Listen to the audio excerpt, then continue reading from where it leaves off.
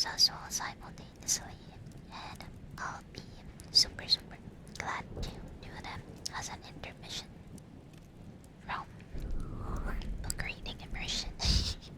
Hi. Hello. Your heart's currently at 115, yo. That is fast, I think. Are you okay? I hope things are okay. Or will be okay soon. But.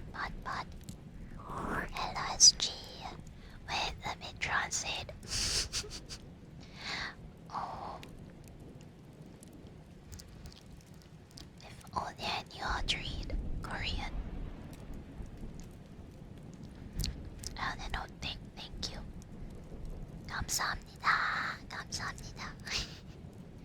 Thank you for the follow. 감사합니다.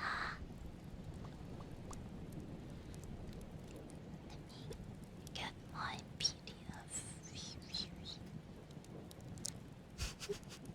Basic line pressure. I noticed the translation. Hello, extra spice. Hi. Hello, Jackie. Come in. Danish word of today's pop. That's relative. That's relatively easy to remember. I wonder what it means. Yeah, 7 streak. Thank you so much, Monster. Come in. Pop. Cardboard. Yo. New trigger word. Ayo. Pop. Hey, thank you so much, Dad. Batsasa. Thank you. Pop.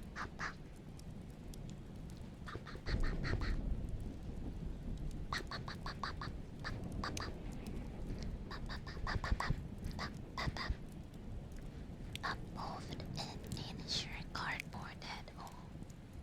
Pop.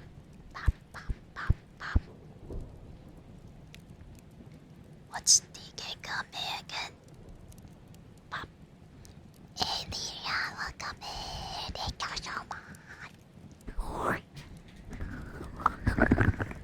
Thank you. Okay. I don't know if you'll prefer me showing the PDF on screen, but I think listening is just the better choice. Or maybe so that there's no flashbacks whatsoever. Dump up, Thunderhead, dump up. Yo, that's so easy to remember. Dump. This dump. You know what? Maybe that's actually where the dump word came from. Dum. Like I've seen a lot of people just spell D-U-M instead of the whole word. Dum. Sounds cuter though. Dum. Dump up.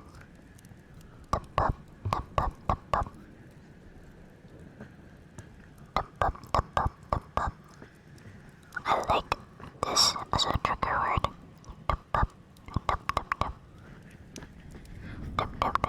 Oh yeah, also, since you wanted me to include the burp on my last recording session, I added a burp in the latest Gremlina video, which will be out in a month, less than a month.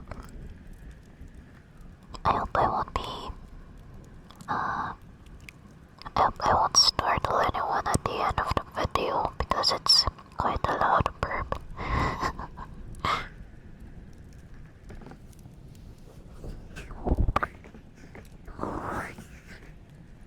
The best part about Dumpa and Bubble is that neither of them are vulgar. I would still not go around calling people in because you don't get in super trouble, gotcha. Dum.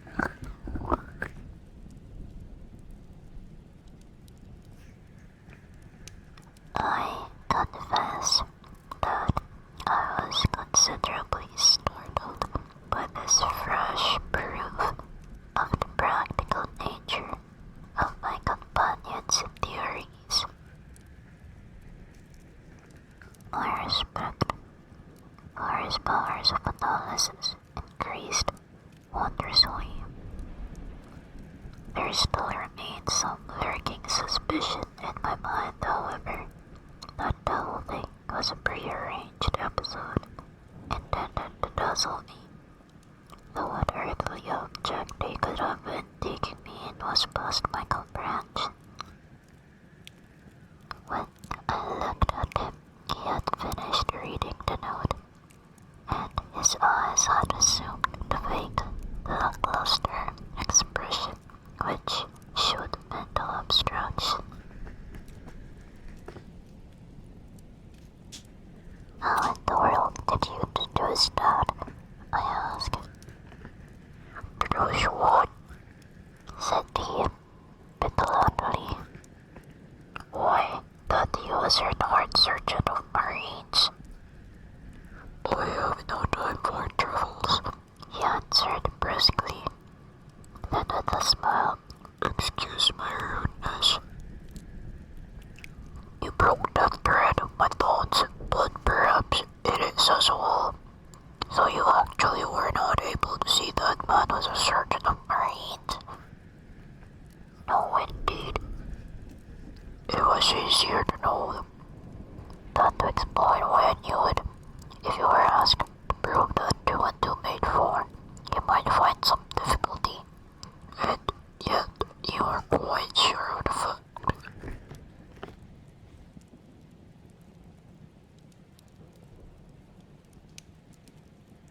Even across the street I could see a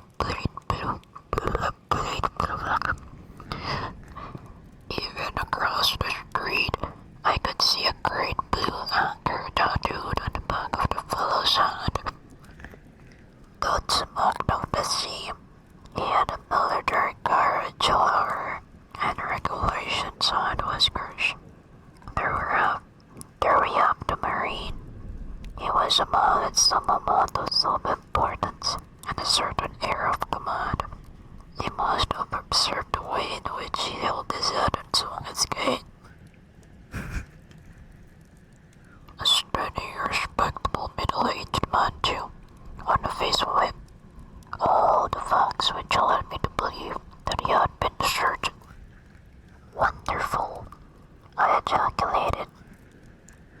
"Commonplace," said Holmes, though I thought from his expression that he was pleased at my evident surprise and admiration.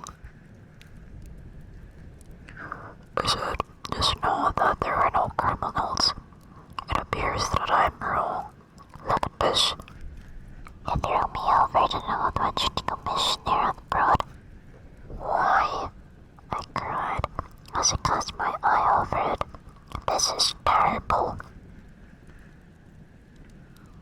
"It does seem to be a little out of common," he remarked calmly. "Would you mind reading it to me aloud?"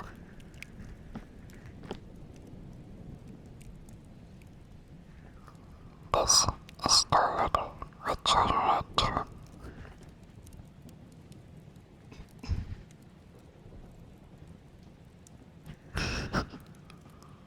Scandinavians rakarong halopin.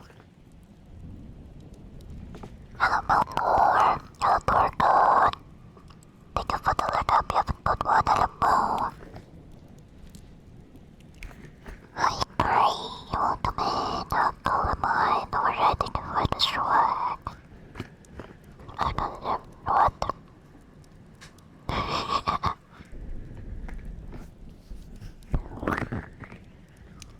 Alright, where was I? Do you like the character shifts? I'm trying to practice my character tone shifting. Hi Zach, hi FXs, welcome in. Yo, 75 stream streak, thank you so much. Thank you Alexis, thank you. Congrats, oh, thanks so much for that, bunch too. Oh, thank you for the hydrate. Okay, there's hydrate, that's cool.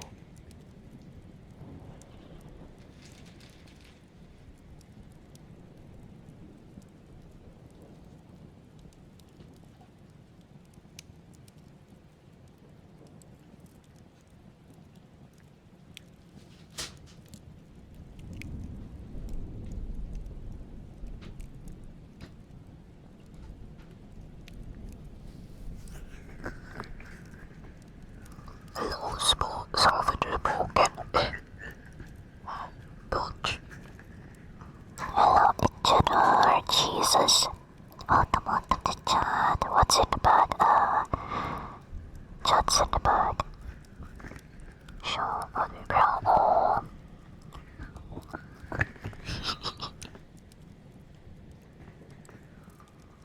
Now, this is getting exciting. We have our first ever mystery upon us. Are you ready? This is the letter which I read to him.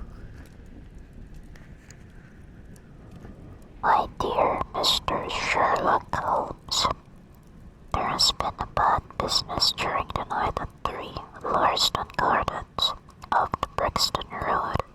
Our man and the bean saw a light there about 2 in the morning, and as the house was an empty one, suspected that something was amiss.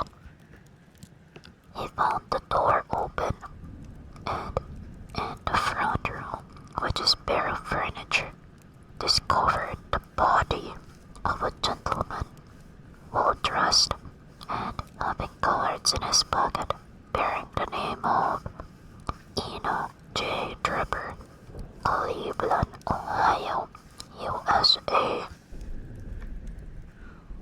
There had been no robbery, nor is there any evidence as to how the man met his death. There are marks of blood in the room, but there is no wound upon his person. We are at a loss as to how he came into the empty house. Indeed, the whole affair is a puzzler. If you can come around to the house any time before 12, you will find me there. I have left everything in statu quo until I hear from you. If you are unable to come, I shall give you fuller details, and would esteem it a great kindness if you would favor me with your opinion. Yours faithfully, Tobias Gregson.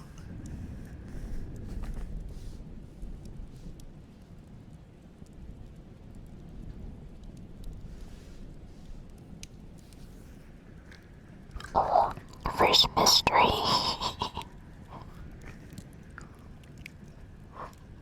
Gregson is the smartest of the Scotland Yarders, my friend remarked. He and Lestrade are the pick of a bad lot. They're both quick and energetic, but conventional, shockingly so. They have their knives into one another too. They are as jealous as a pair of professional beauties. There will be some fun over this case if they're both put upon the scent. I was amazed at the calm way in which he rippled on. Surely there is not a moment to be lost, I cried. Shall I go and order you a cab? I'm not sure about whether I shall go. I'm the most incurable lazy devil that ever stood in show leather. That is, when the fit is on me, where I can be spry enough at times. Why, it is just such a chance as you've been longing for. My dear fellow, what does it matter to me? Supposing I unravel the whole matter, you may be sure that Gregson, Lestrade and Company will pocket all the credit that comes of being an unofficial personage. But he begs you to help him. Yes, he knows that I am his superior and acknowledges it to me, but he would cut his tongue out before he would own it to a third person. However, we may as well go and have a look. I shall work it out on my own hook. I may have a laugh at them if I have nothing else. Come on.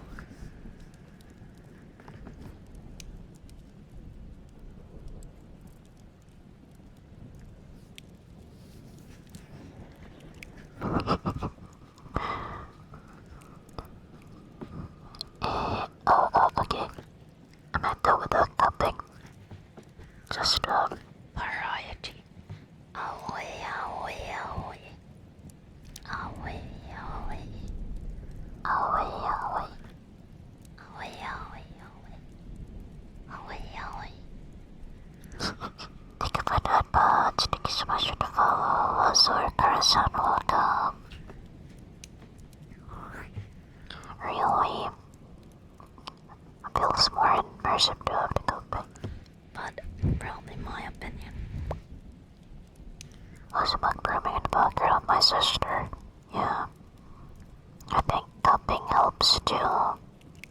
also kinda remove the noise in the background for the meantime.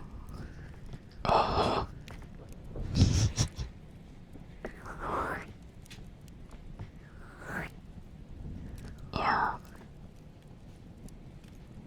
Wait, I got a feeling. I feel a burp coming up. Okay. That's the burp.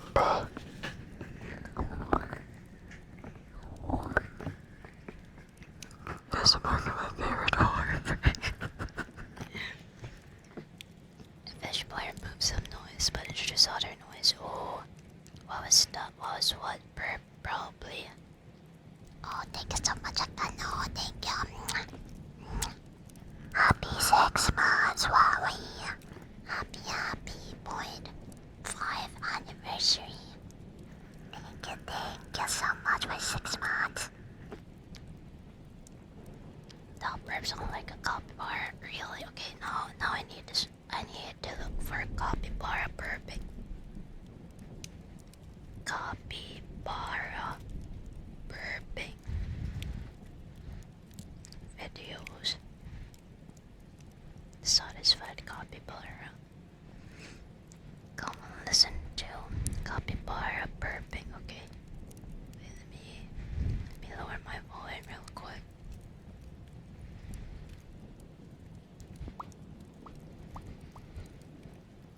Okay, 12 seconds.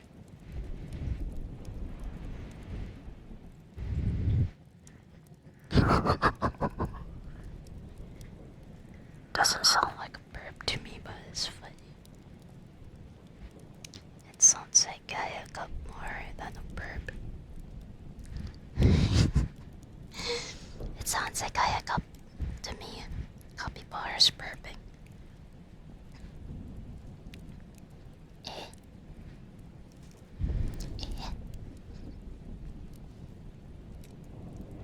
It sounds more strong, that's clear. Oh, gotcha. Thank you so much. Thank you for the feedback. Okay, I'm gonna alternate between cups and normal.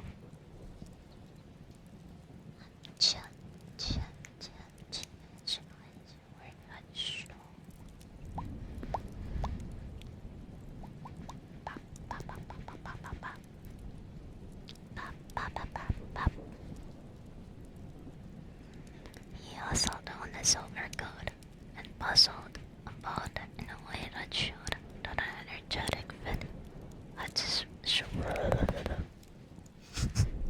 that an energetic fit. Wait. Take it to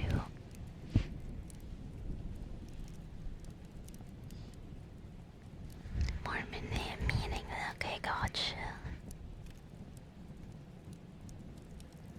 He also owned a silver code and puzzled about it in a way that showed that an energetic fit had superseded the apathetic one. Good to God, he said. You wish me to come? Yes, if you have nothing better to do. A minute later, we were both in Anson driving furiously for the Brixton Road. Where did they get a handsome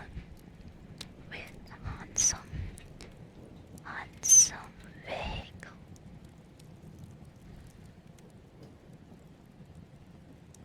A two-wheeled horse-drawn carriage accommodated you inside. Oh, so that's what they call a handsome. It looks more like a carriage. I didn't know they were called handsome all this time. Interesting. The more you learn, I guess. Hey, welcome inside. I hope you're doing fine, Jukri, but thank you. Attempt at making a French omelette. What's the difference? Why is there so many types of omelettes? Isn't omelette just omelette? Why is your heart rate very quick? Are you panicky? Panic. Thank you so much for the follow, Loa. So welcome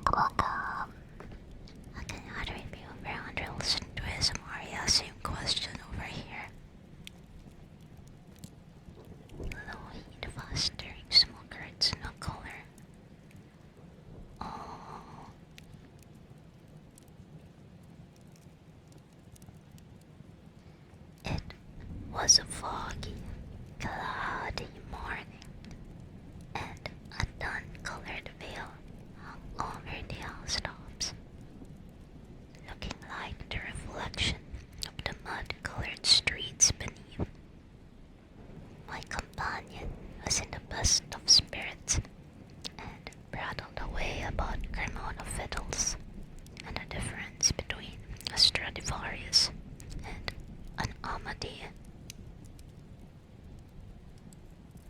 As for myself, I was silent, for the dull weather and the melancholy business upon which we were engaged depressed my spirits. Wait, so Sherlock Holmes was Loki playing the violin while riding inside a carriage. Wow.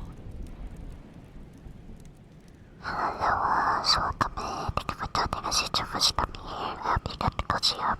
Also, feel free to request ASMR triggers. I'll do them in between as a immersion break from what I'm reading. Thank you, King Ken. Okay, let's do skull crushes. Are you all ready to get your crushes cold? In 10, 9, 8, 7, 6, 5, 4, 3, 2, 1.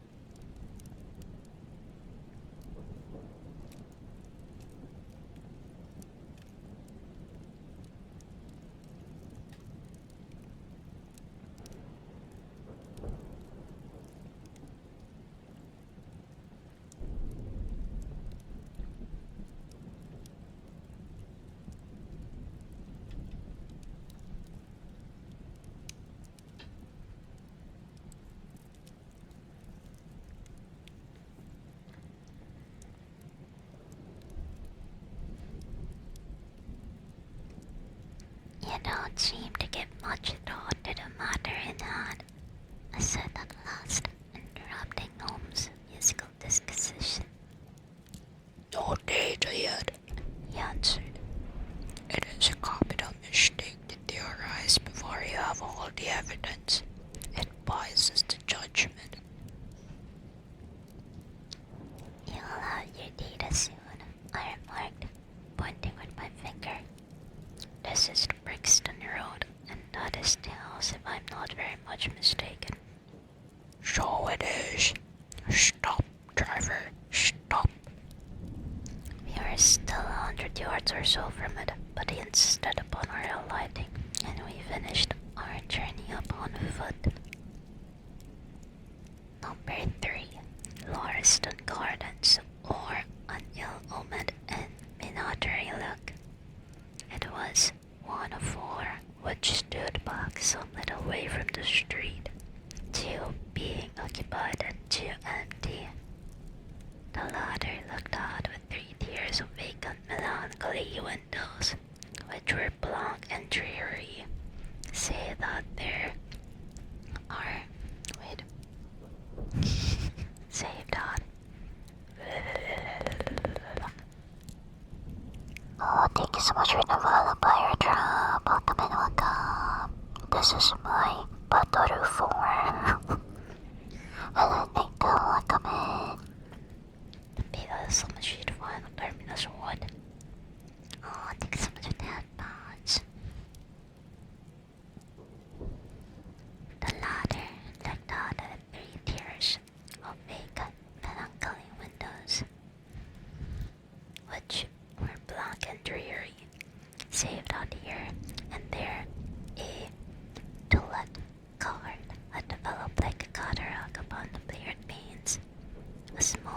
and sprinkled over with a scattered eruption of sickly plants separate each of these houses from the street, and was traversed by a narrow pathway, yellowish in color, and consisting apparently of a mixture of clay and of gravel.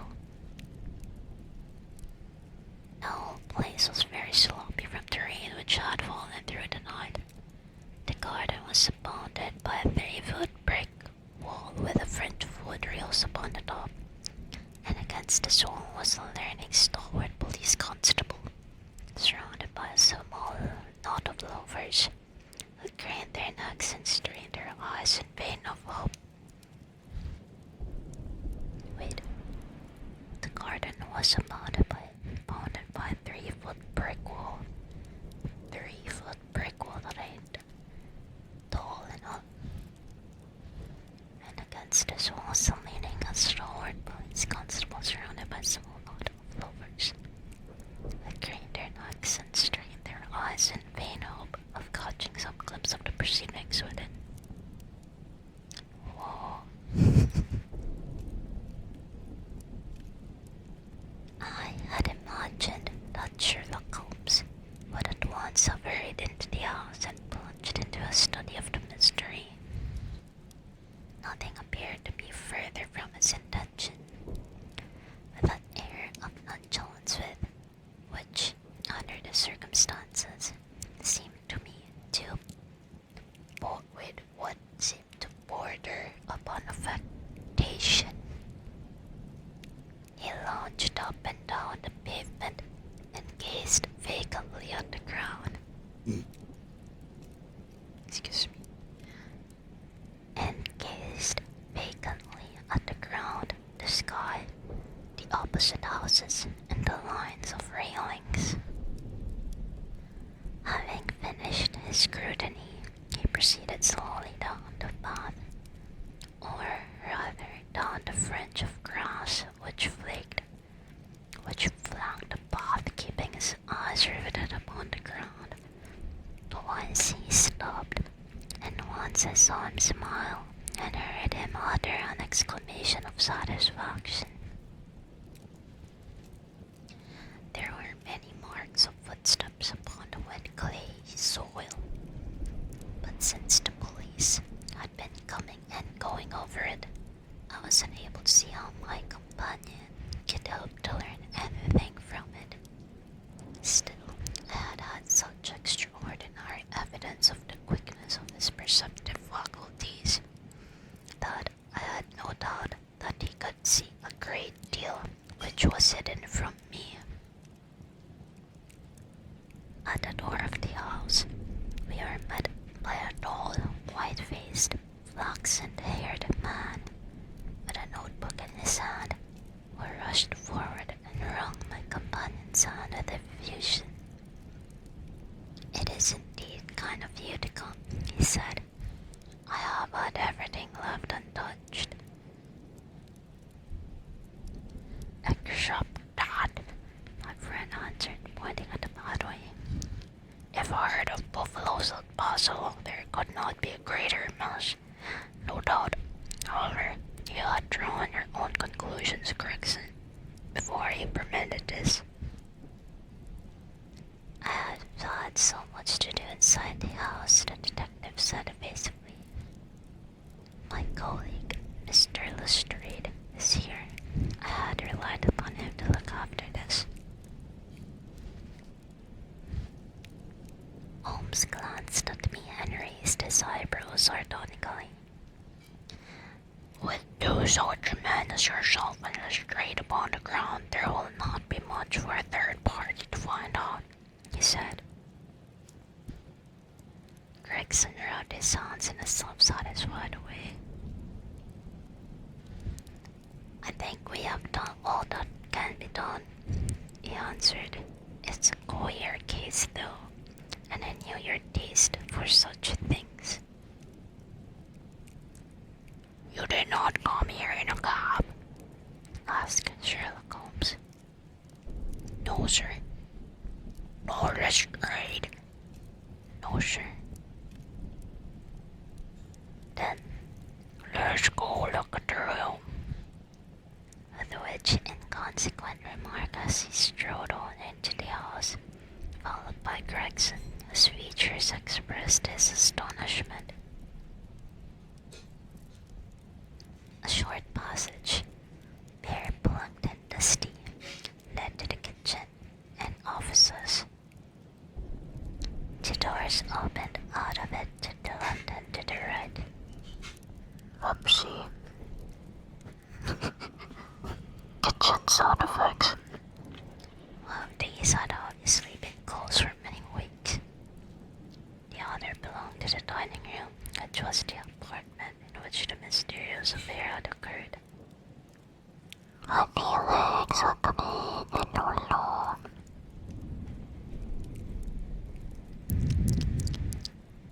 Pierre Blanc would start mean. Welcome in, Felix. We are reading chapter 3 of a study in Scarlet. Feel free to lurk, and I hope you'll get relax and chill and even get to nappies. A short passage, bare, black, and dusty, led to the kitchen and offices. The doors opened out of it to the left and to the right. One of these had obviously been closed for many weeks. The other belonged to the dining room, which was the apartment in which the mysterious affair had occurred. Holmes walked in, and I followed him with that subdued feeling at my heart which the presence of death inspires. It was a large square room, looking all the larger from the absence of all furniture. A vulgar flaring paper adorned the walls, but it was blotched in places with mildew, and here and there great strips had become detached and hung down, exposing the yellow plaster beneath. Opposite the door was a showy fireplace, surmounted by a mantelpiece of imitation white marble. On one corner of this was stuck the stump of a red wax candle.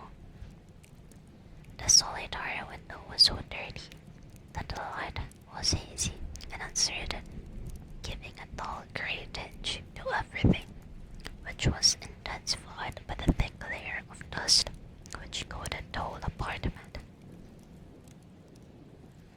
All these details I observed afterwards.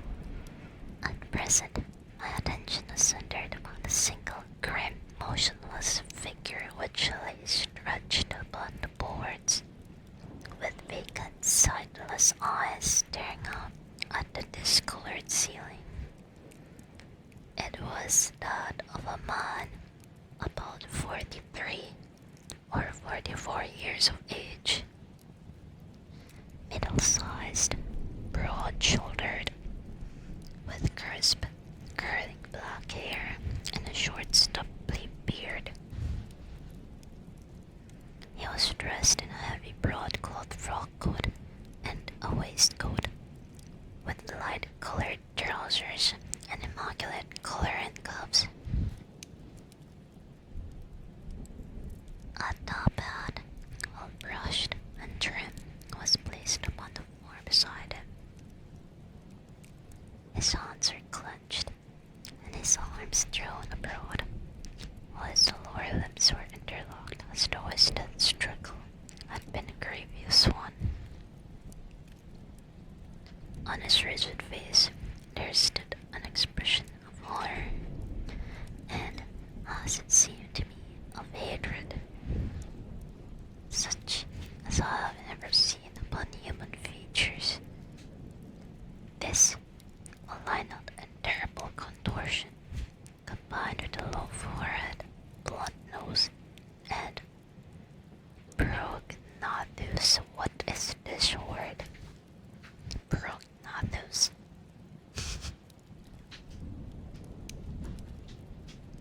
Prognathous jaw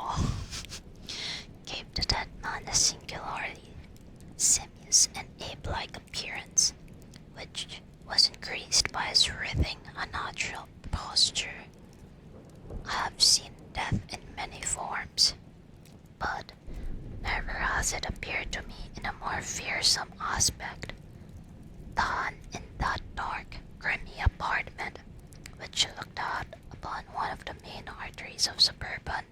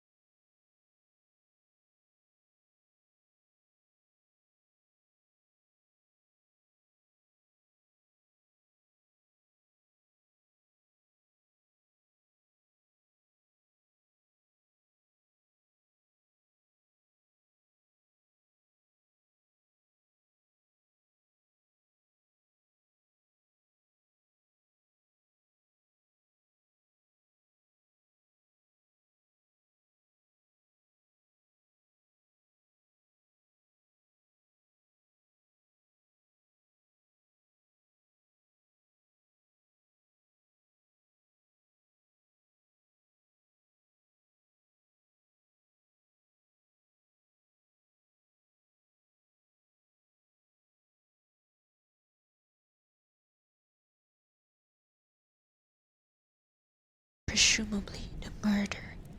If murder has been committed, it reminds me of the circumstances attendant on the death of Von Johnson in Utrecht in the year 34. Do you remember the case, Gregson? No, sir. Read it up. You really should. There's nothing new under the sun. It has all been done before. As he spoke, his nimble fingers were flying here, there, and everywhere, feeling, pressing, unbuttoning, examining, while his eyes wore the same faraway expression which I have already remarked upon. So swiftly was the examination made, that one would hardly have suggested the minuteness with which it was conducted. Finally, he sniffed the dead man's lips, ew, and then glanced at the soles of his patent leather boots. He has not been moved at all. was necessary for the purposes of our examination. You can take him to the mortuary now. He said. There's nothing more to be Bro, I'm cringing at my try hard deep voice. Gregson had a stretcher and 4 men at hand. At his call, they entered the room, and the stranger was lifted and carried out. As they raised him, a ring tinkled down and rolled across the floor. Lestrade grabbed it up and stared at it with mystified eyes. I know. Yeah, my deep voice sounds very funny. I tried. There's been a woman here, he cried. It's a woman's wedding ring. He held it out as he spoke upon the palm of his hand. We all gathered around him and gazed at it. There could be no doubt that that circlet of plain gold had once adorned the finger of a bride. This complicates matters, said Gregson. Heaven knows they were complicated enough before. You sure it doesn't simplify them, observed Holmes. There's nothing to be learned by staring at it. What did you find in his pockets? We have it all here, said Gregson, pointing to a litter of objects upon one of the bottom steps of the stairs.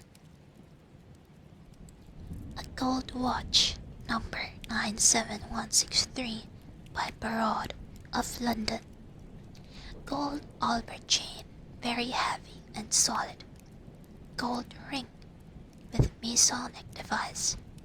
Gold pin, bulldog's head, with rubies as eyes. Russian leather card case with cards of Enoch J.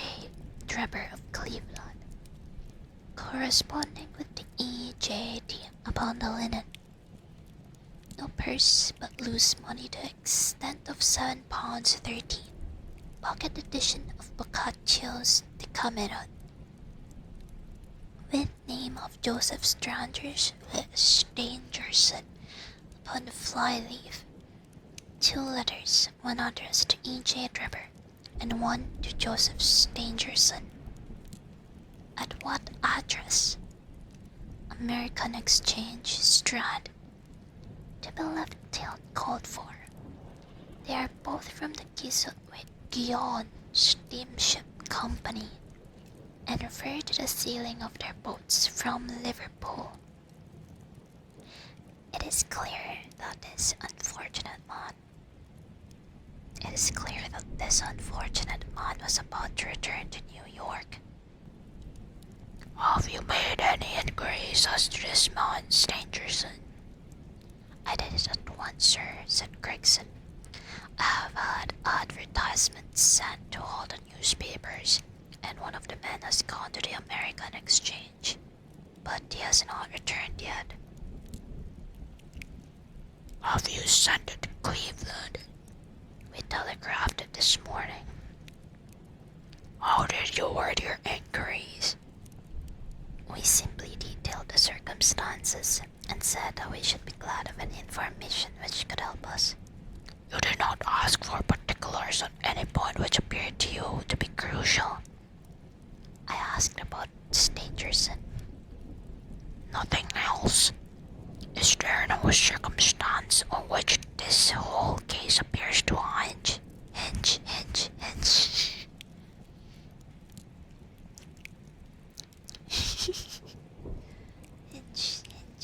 Unhinged. Let me nail that down into my brain.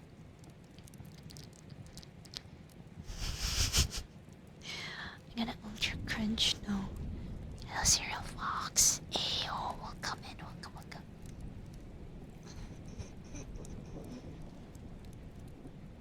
Story time. Yeah, I like story time too. I love a cricky. Let me hide real quick.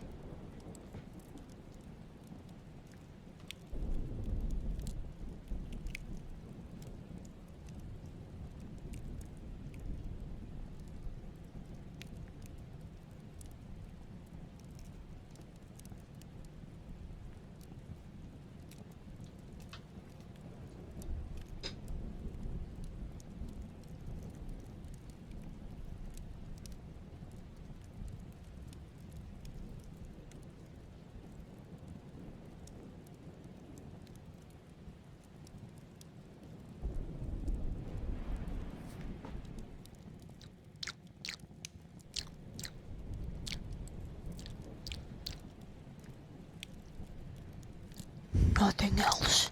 Is there no circumstance? Okay, never mind, that was too cringe. Nothing else. Is there no circumstance on which this whole case appears to hinge? Will you not telegraph again?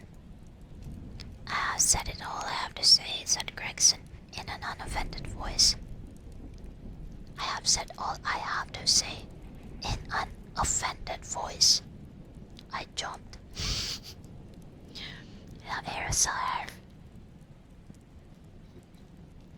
Sherlock Holmes chuckled to himself and appeared to be about to make some remark when Lestrade, who had been in the front room while we were holding this conversation in the hall, reappeared upon the scene, rubbing his hands in a pompous and self-satisfied manner. Mr. Gregson, he said, I have just made a discovery of the highest importance, and one which would have been overlooked had I not made a careful examination of the walls. I hope y'all didn't hear that. I'm not sure if y'all heard that. This might be one of the comfiest questions I heard. Oh, I'm so honored to hear that. Blush, blush, blush. The little man's eyes sparkled as he spoke, and he was evidently in a state of suppressed exultation at having scored a point against his colleague. Come here, he said, bustling back into the room, the atmosphere of which felt clear since the removal of its ghastly inmate. Now, stand there. He struck the match on his foot and held it up against the wall. Look at that, he said triumphantly. I have remarked that the paper had fallen away in parts. In this particular corner of the room, a large piece had peeled off, leaving a yellow square of coarse plastering. Across his bare space, there was scrawled in blood-red letters a single word: R-A-C-H-E, period. I don't know how you pronounce that.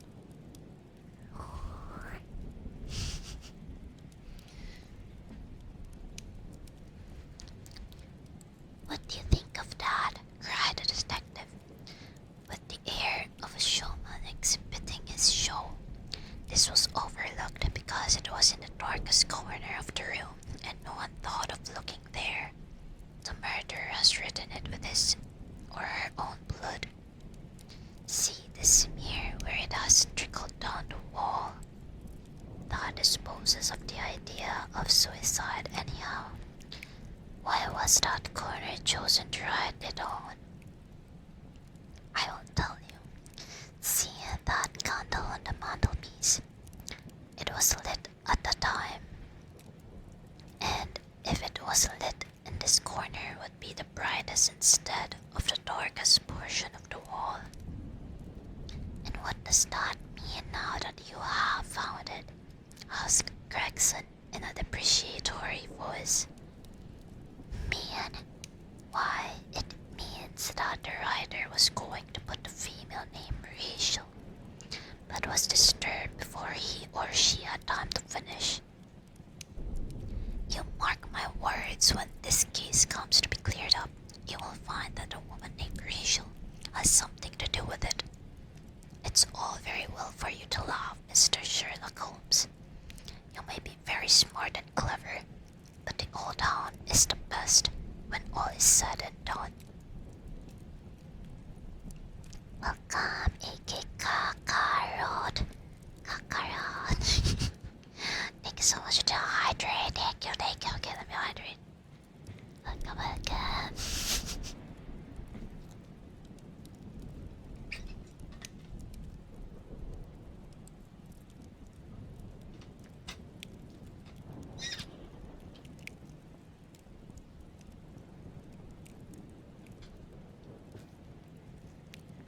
Watch me spam burps.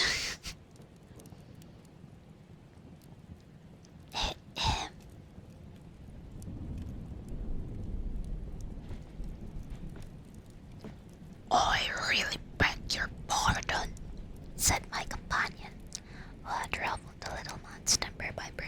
into an explosion of laughter. You certainly have the credit of being the first of us to find this out. And as you say, it bears every mark of having been written by the other participant in last night's mystery.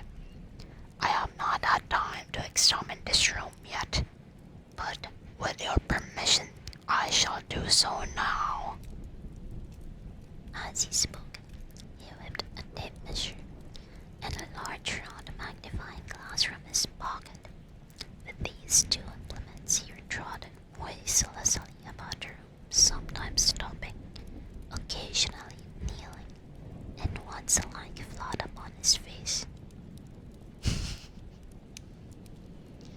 So engrossed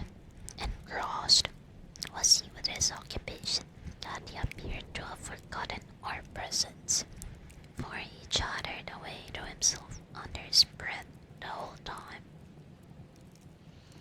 keeping up a running fire of exclamations, groans, whistles, and little cries suggestive of encouragement and of hope.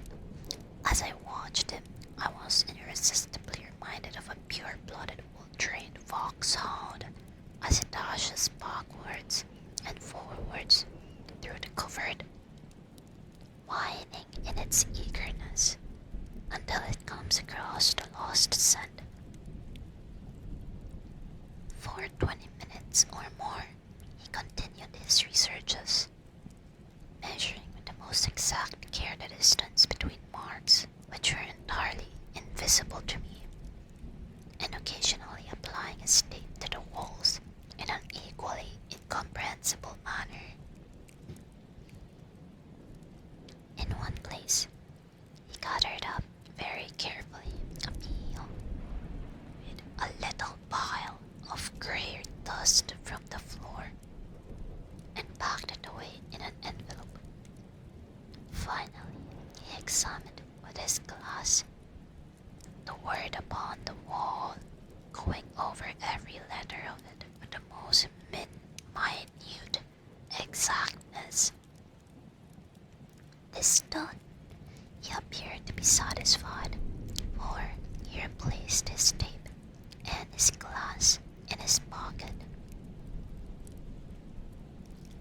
They say that genius is an infinite capacity for taking pains, He remarked with a smile.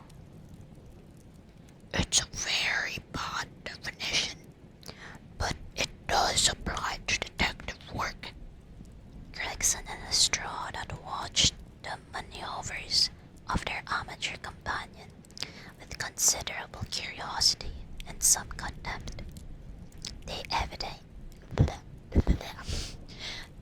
evidently failed to appreciate the fact, which I had begun to realize, that Sherlock Holmes' smallest actions were all directed towards some definite and practical end. What do you think of it, sir? They both asked. It would be robbing you of the credit of the case if I was to presume to help you, remarked my friend. You're doing so well now that it would be a pity for anyone to interfere. There was a world of sarcasm in his voice as he spoke. If you will let me know how your investigations go, He continued. I shall be happy to give you any help I can. In the meantime, I should like to speak to the constable who found the body. Can you give me his name and address? Lestrade glanced at his notebook. John Rance, he said. He is off duty now. You'll find him at 46 Audley Court, Kennington Park Gate. Holmes took a note of the address.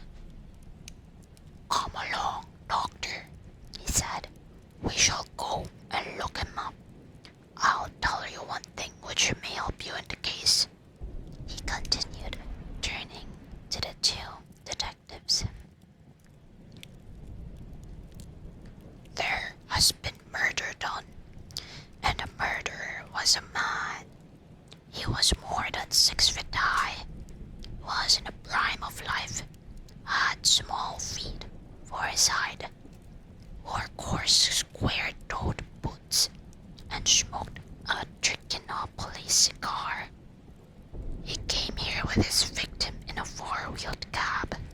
which was drawn by a horse with 3 old shoes and 1 new one on his foreleg. In all probability, the murderer had a florid face, and the fingernails on his right hand were remarkably long with fingernails. Interesting. These are only a few indicators, but they may assist you. Lestrade and Gregson glanced at each other with an incredulous smile. If this man was murdered, how was it done? Asked Former. Poison. Said Sherlock Holmes curtly, and strode off. One other thing, Lestrade, He added, turning around at the door. Rush. Is the German for revenge? So don't lose your time looking for Miss Rachel. Oh, learning new words.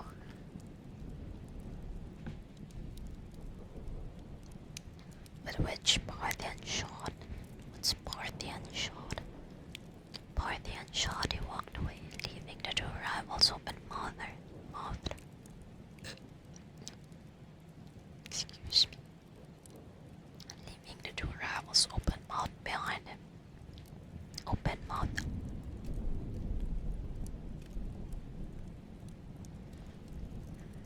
Enter the apartment because I'm all buying. We didn't work. Each one to kill. Also, that was chapter 3. I'm gonna go BRB and we'll go in chapter 4. Hello, Monchito. Welcome, hi. Hello, Aspes, hi. Can't believe this whole leveler such as joined the guild. Oh. Well, let me think. If you all do world bosses, you get to have a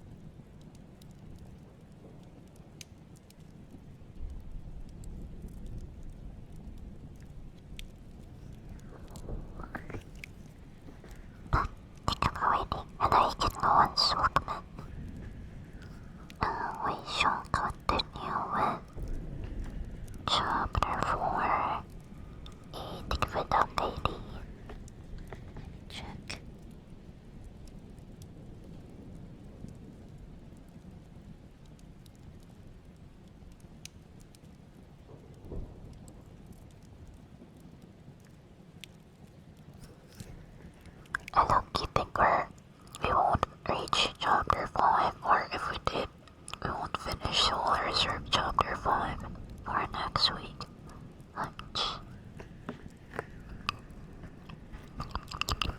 Next week's schedule is gonna be similar to this week. We'll stream on Monday, Tuesday, and on Friday, most likely. Shucks, welcome in. Hey, thank you so much for your thank you. Thank you so much for we're just comedy. Welcome. Alright, how many pages is it anyway? Check. Okay, there's over 900 pages. Because this is the entire collection. Okay. What's part of the uncharted walk down?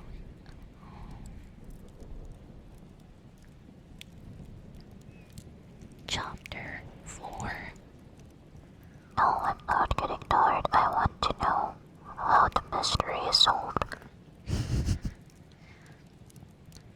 What John Rance had to tell.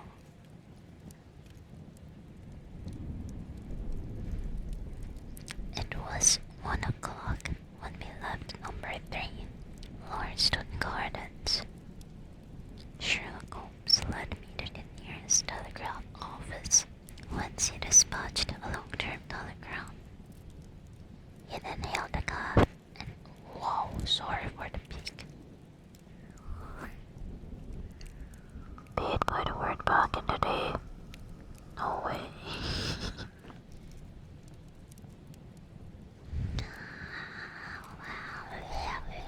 Sherlock Holmes led me to the nearest telegraph office, whence he dispatched a long telegram.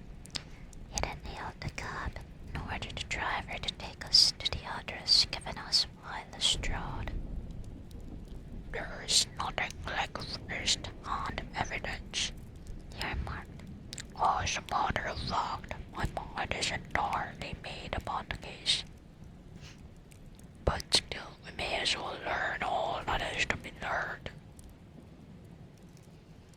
You amaze me, Holmes, said I.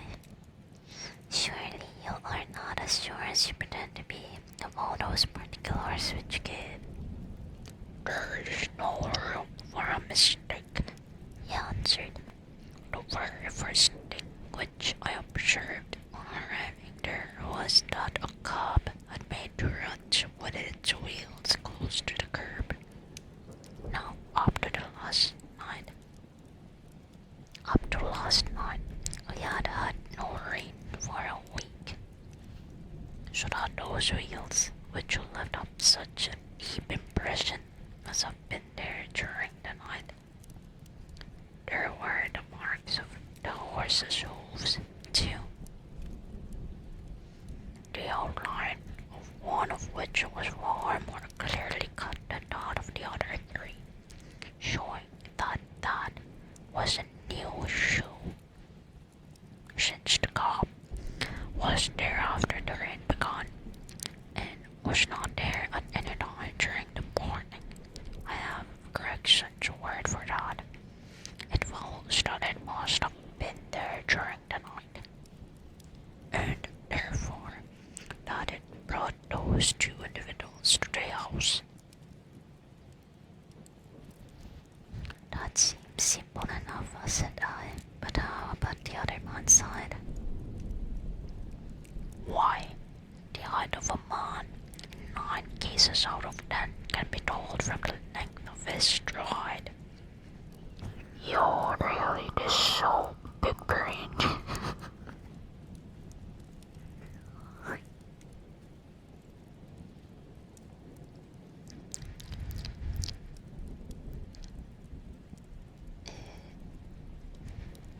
It is a simple calculation enough, though there is no use by boring you with figures.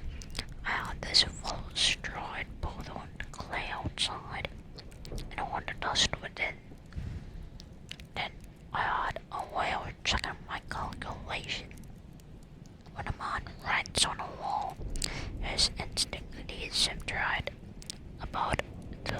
of his own eyes. Now that writing was just over 6 feet from the ground. It was child's play. And his age, I asked. Well, if a man can stride 4.5 feet without the smallest effort, he can't be quite in the Syrian yellow. That was the breadth of a puddle on the garden walk, which he had evidently walked across. Button leather boots had gone round, and square toes had hopped over. There is no mystery about it at all. I'm simply applying to ordinary life a few of those precepts of observation and deduction which I advocated in that article. Is there anything else that puzzles you? The fingernails and the trichinopoly, I suggested. The writing, oops.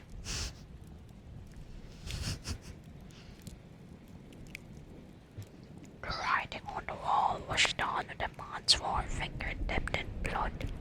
My glass allowed me to observe that the plaster was slightly scratched in doing it, which would not have been the case if the man's nail had been trimmed.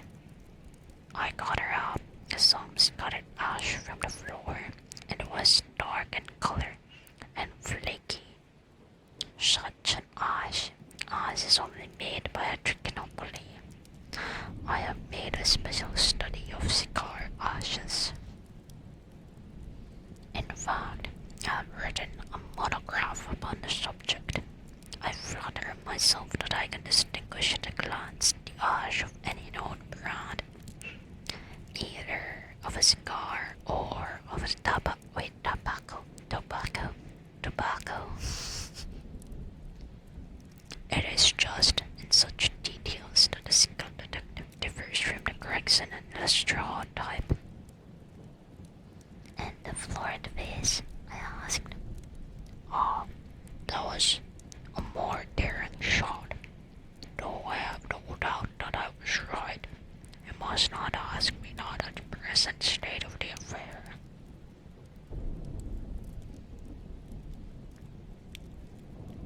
I passed my hand over my brow. Is that a face bone? Though I have no doubt that I was my heritage in the world, I remarked. The more one thinks of it, the more mysterious it grows. How came these two men, if there were two men, into an empty house? What has become of the cabman who drove them? How could one man compel another to take poison? Where did the blood come from? What was the object of the murderer, since robbery had no part in it? How came the woman's ring there? Above all, why should the second man write up the German word rash before it hiccuping? I confess that I cannot see any possible way of reconciling all these facts. My companion smiled approvingly. You summed up the difficulties of the situation succinctly and well, he said. There is much that is still obscure, though I have quite made up my mind on the main facts. As to poor Lestrade's discovery, it was simply a plan intended to put the police upon a wrong track by suggesting socialism and secret societies. It was not done by a German. The A, if you noticed, was printed somewhat after the German fashion. Now, a real German invariably prints in the Latin character, so that we may safely say that this was not written by one. Wait, really? What's the Latin character? I don't get. The A, if you notice, is printed somewhat after the German version. There's a different A in German. Hello, Nicola. Welcome in. Hello, Commander Rios. Welcome in. We're reading chapter 5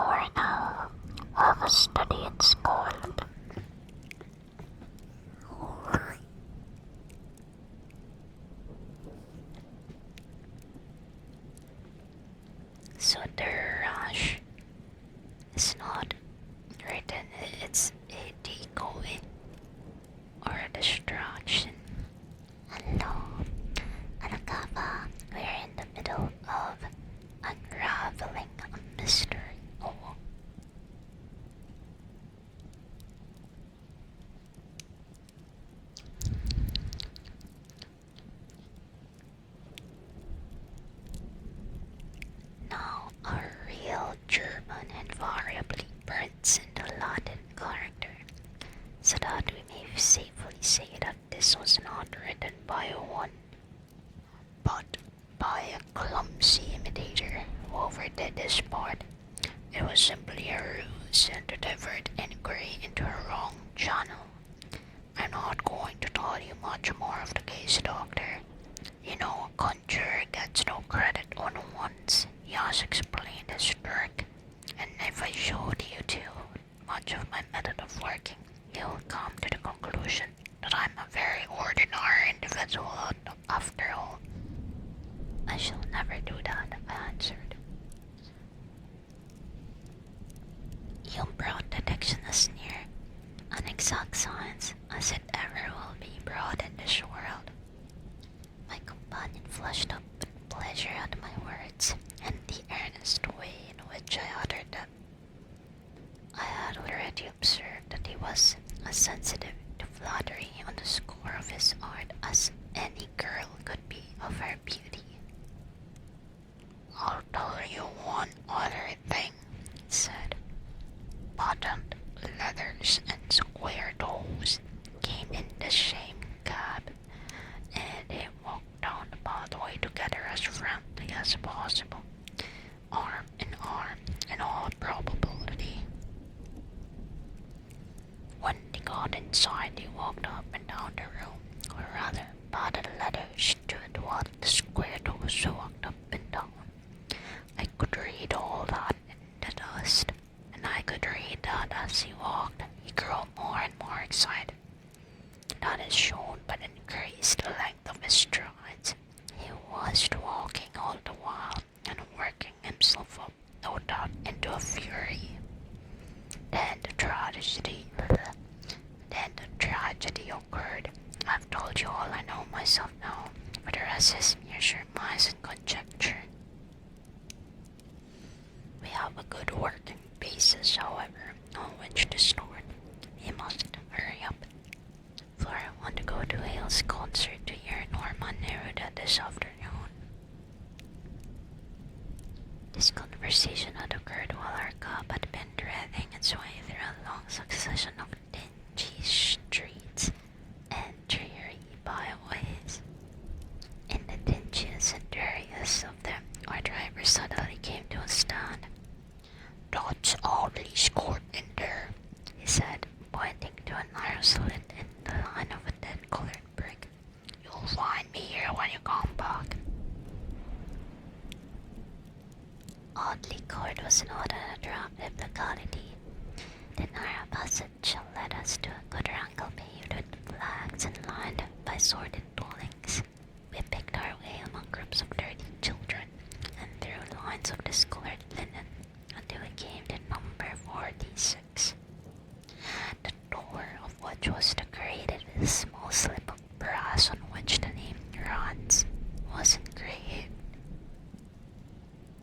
On inquiry, we found that the constable was in bed, and we were shown into a little front parlor to await his coming. He appeared presently, looking a little irritable at being disturbed in his slumbers. I made my report at the office, he said. Holmes took a sovereign from his pocket and played with it pensively. We thought that we should like to hear it from your own lips, he said. I shall be most happy to tell you anything I can, the constable answered with his eyes upon the little golden disc. Just let us hear it all in your own way as it occurred. Wait, what? Did Sherlock just bribe the guy? What's half sovereign? Also, thank you so much, Hospice. Thank you. Thank you so much. So, I was doing girls I didn't see. Thank you. Let me search what half sovereign is. Is it kind of like a shilling or something? Half sovereign is a British gold coin denominated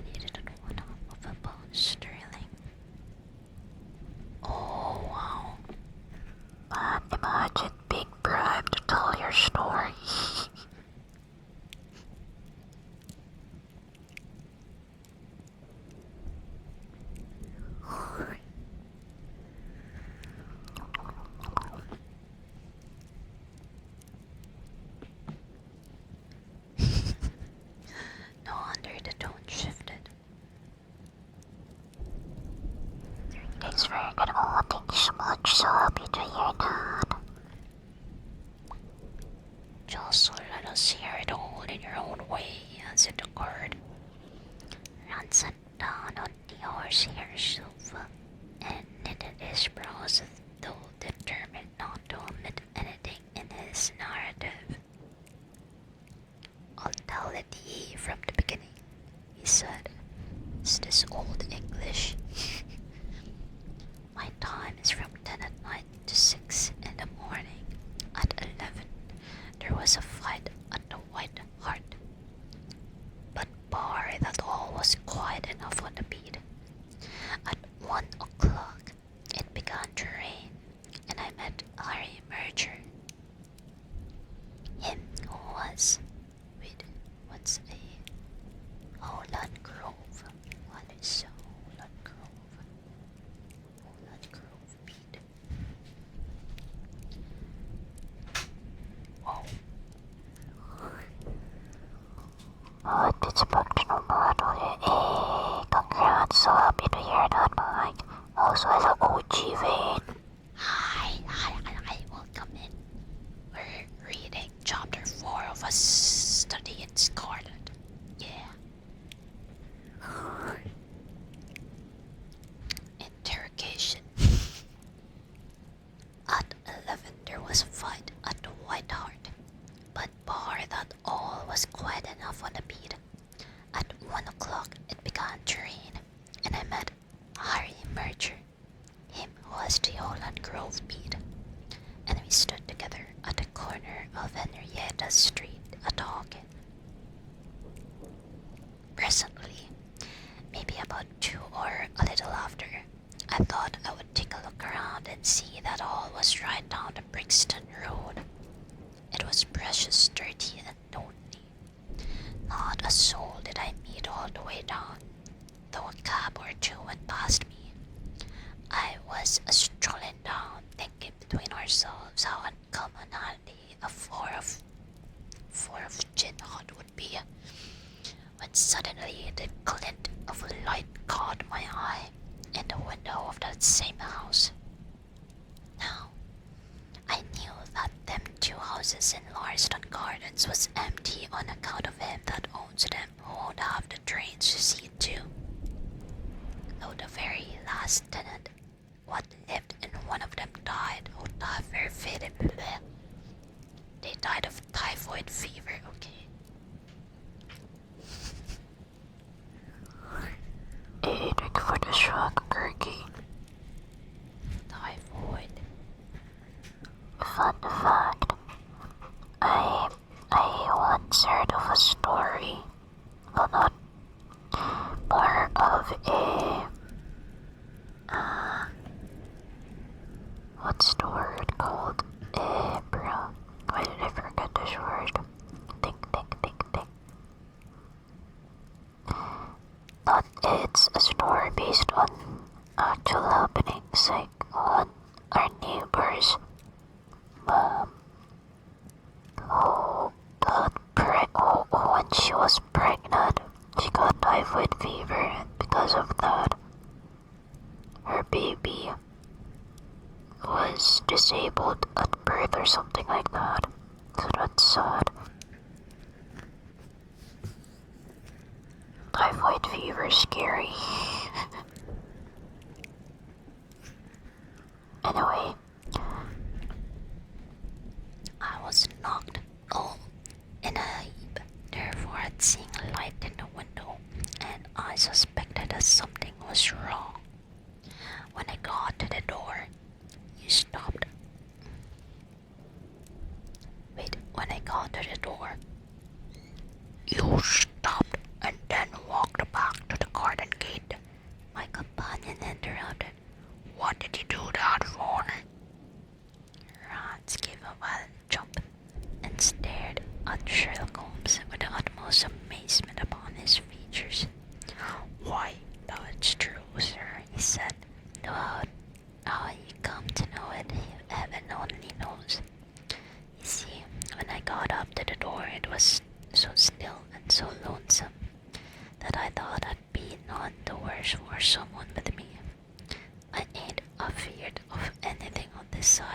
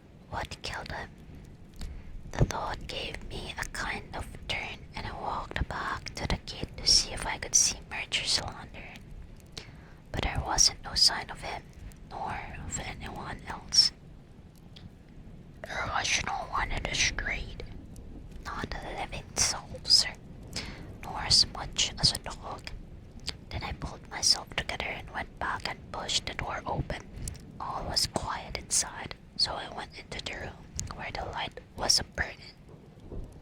There was a candle flickering on the mantelpiece, a red wax one, and by the light I saw.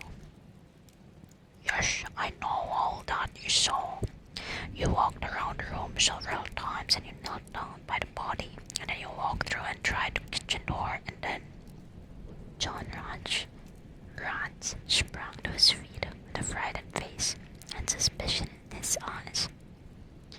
Where was you hid to see all that? He cried.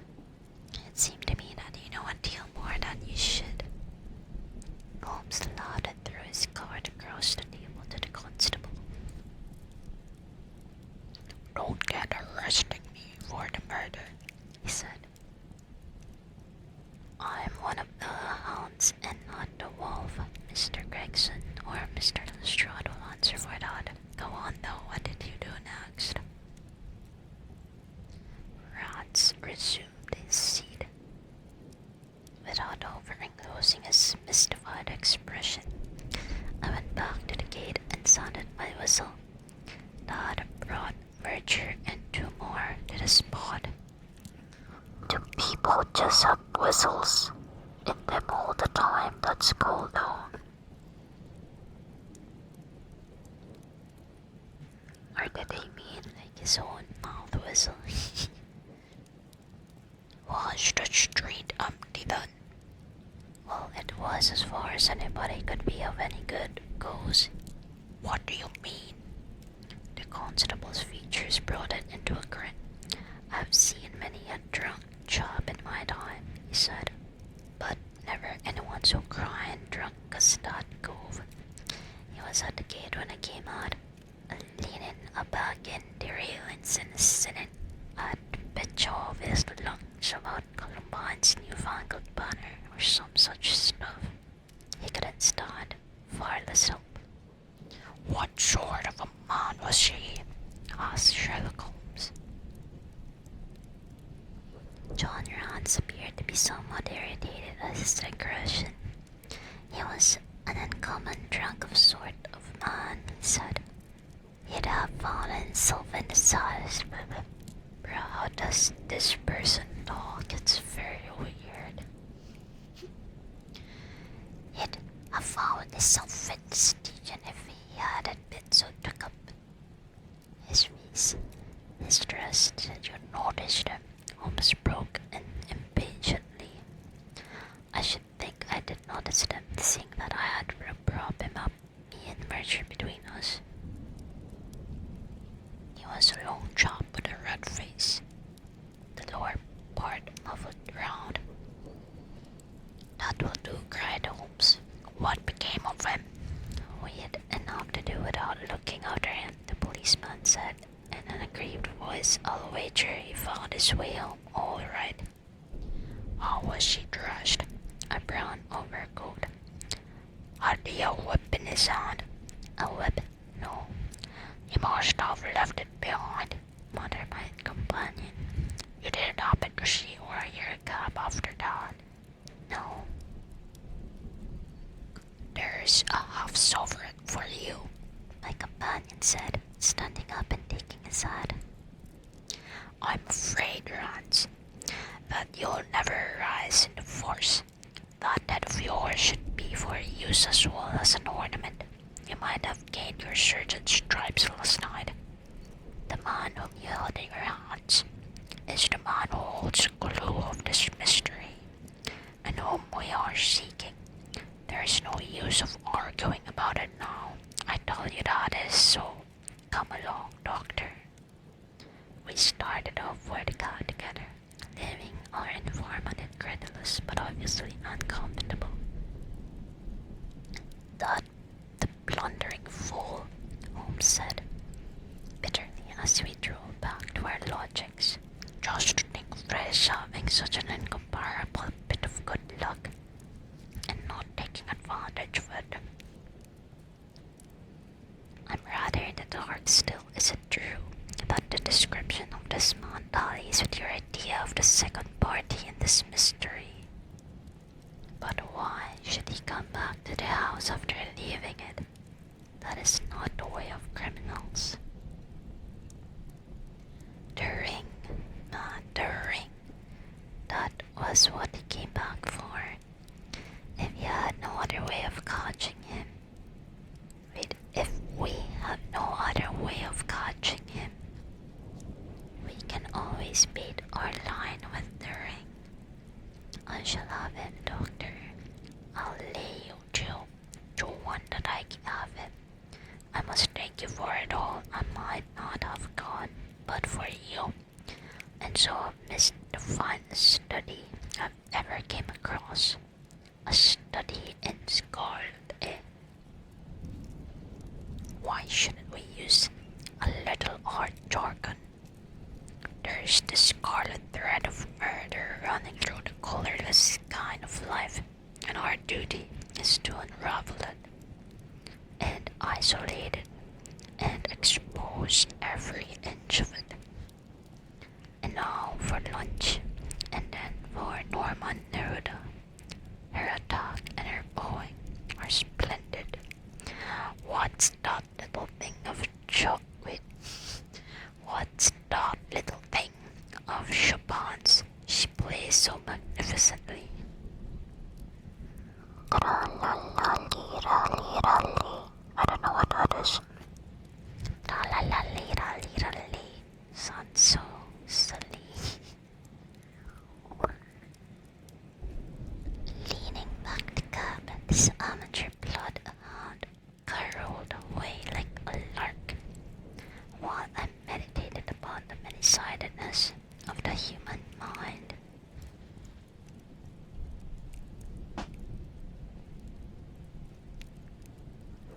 Yes, I'm gonna drink water and then we go with chapter 5.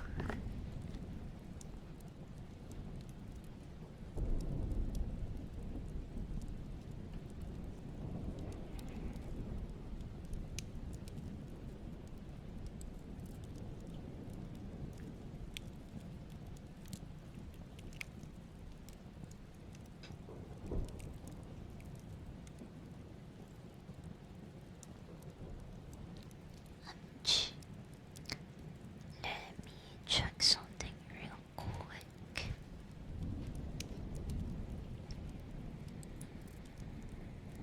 So basically, Sherlock predicted what John Rance had. Sherlock predicted John Rance's actions when he saw the body. He knelt down by the body, and then he walked through and tried the kitchen door, and then John was right here.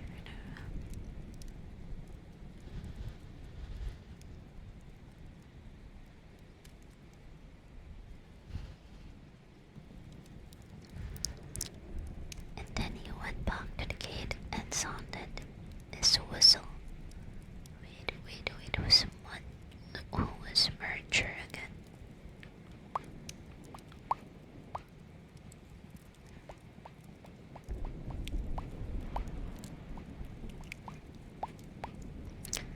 Oh, okay, Merger is someone whom Rance met.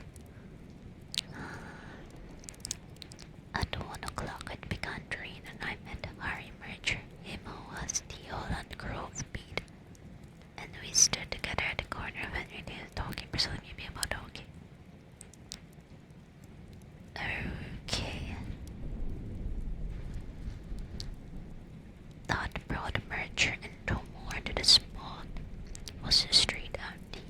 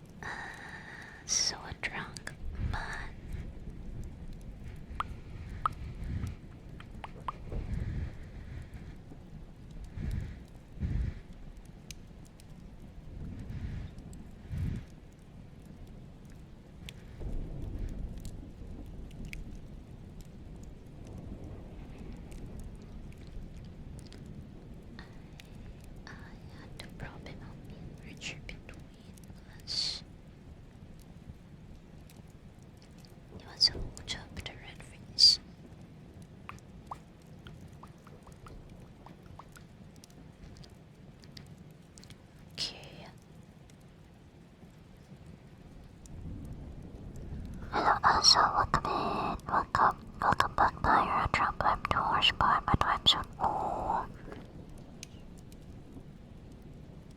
Yes. Let's go. Chapter 5. Our advertisement brings a visitor. Our morning's exertions had been too much for my weak health, and I was tired out in the afternoon. After Holmes' departure for the concert, I lay down upon the sofa and endeavored to get a couple of hours sleep. It was a useless attempt. My mind had been too much excited by all that had occurred, and the strangest fancies and surmises crowded into it. Every time that I closed my eyes, I saw before me the distorted baboon-like countenance of the murdered man. So sinister was the impression which that face had produced upon me that I found it difficult to feel anything but gratitude for him who had removed his owner from the world. If ever human features bespoke vice of the most malignant type, they were certainly those of Enoch J. Drebber of Cleveland. Still, I recognized that justice must be done, and that the depravity of the victim was no condonement in the eyes of the law. The more I thought of it, the more extraordinary did my companion's hypothesis that the man had been poisoned appear. I remembered how he had snipped his lips, and had no doubt that he had detected something which had given rise to the idea. Then again, if not poison, what had caused the man's death, since there was neither wound nor marks of strangulation? But on the other hand, whose blood was it which lay so thickly upon the floor? There were no signs of a struggle, nor had the victim any weapon which he might have wounded an antagonist. As long as all these questions were unresolved, I felt that sleep would be no easy matter, either for Holmes or myself. His quiet, self-confident manner convinced me that he had already formed a theory which explained all the facts, though it was I could not for an instant conjecture. His quiet, self-confident manner convinced me that he had already formed a theory which explained all the facts, though what it was I could not for an instant conjecture. He was very late in returning, so late that I knew that the concert could not have detained him all the time. Dinner was on the table before he appeared. It was magnificent, he said, as he took his seat. Do you remember what Darwin says about music? He claims that the power of producing and appreciating it existed among the human race long before the power of speech was arrived at.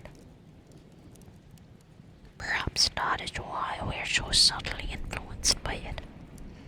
There are vague memories in our souls of those misty centuries when the world was still in its childhood. That's a rather broad idea, I remarked. One's ideas must be as broad as nature if they are to interpret nature, he answered. What's the matter? You're not looking quite yourself.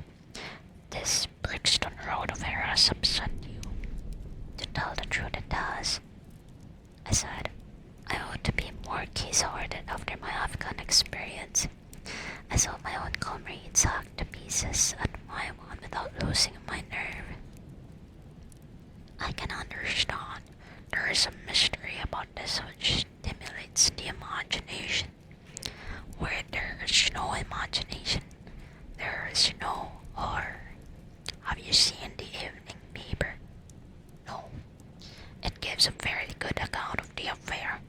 It does not mention the fact that when the man was raised up, a woman's wedding ring fell upon the floor. It is just as well it does not. Why? Look at this advertisement, he answered. I had one sent to every paper this morning immediately after the affair. He threw the paper across to me and glanced at the place indicated. It was the first announcement in the found column. In Brixton Road, this morning it ran, a plain gold wedding ring found in the roadway between the White Hart Tavern and Nolan Grove. Apply Dr. Watson, 221B Baker Street, between 8 and 9 this evening.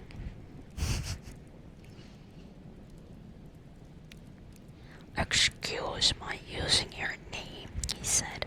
If I used my own, some of these thunderheads would recognize it. I don't want to meddle in the affair. That is all right, I answered. But supposing anyone applies, I have no ring. Oh yes, you have, said he, handing me one. This will do very well. It's almost a facsimile. And who do you expect will answer this advertisement?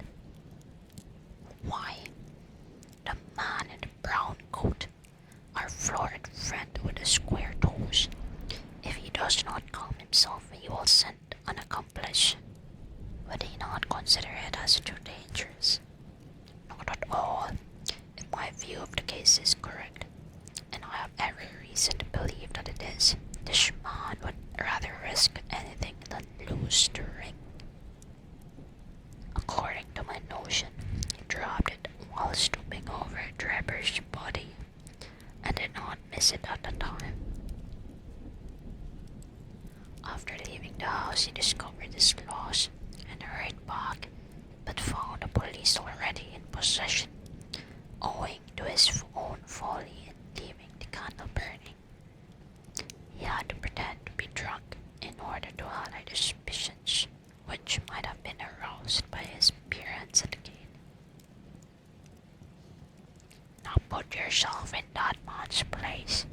On thinking the matter over, it must have occurred to him that it was possible that he had lost the ring in the road after leaving the house. What would he do then? He would eagerly look out for the evening papers in the hope of seeing it among the articles found. His eye, of course, would light up upon this. He would be overjoyed. What should he fear? A trap. There would be no reason in his eyes why the finding of the ring should be connected with the murder. He would come. He will come. You shall see him within an hour. And then I asked, Oh, you can leave me to deal with him then. Have you any arms? I have my old service revolver and a few cartridges. You had better clean it and load it. He will be a desperate man, and though I shall take him unawares, it is as well to be ready for anything. I went to my bedroom and followed his advice. When I returned with the pistol, the table had been cleared, and Holmes was engaged in his favorite occupation of scraping upon his violin. The plot thickens, he said, as I entered. I have just had an answer to my American telegram. My view of the case is the correct one. And that is, I asked eagerly. My fiddle would be the better for new strings, he remarked. Put your pistol in your pocket. When the fellow comes, speak to him in an ordinary way. Leave the rest to me. Don't frighten him by looking at him Don't frighten him by looking at him too hard.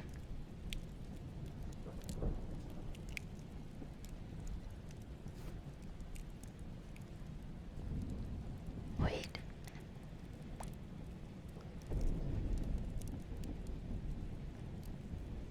Okay.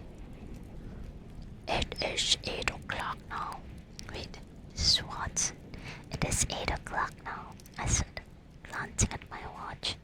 Yes, he'll probably be here in a few minutes. Open the door slightly, that will do. Now put the key on the inside. Thank you. This is a queer old book I picked up at a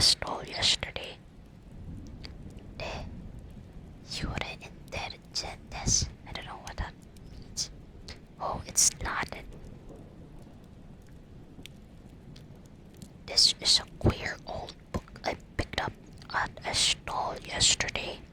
They would enter, get this, published in Latin a league in the lowlands in 1642. Charles said, was still firm on his shoulders when this little brown-backed volume was struck off. Who was the printer? Philip Dick Roy, whoever he may have been. On a flyleaf in a very faded ink is written Ex Libris Kill with Kill Guglielmi White.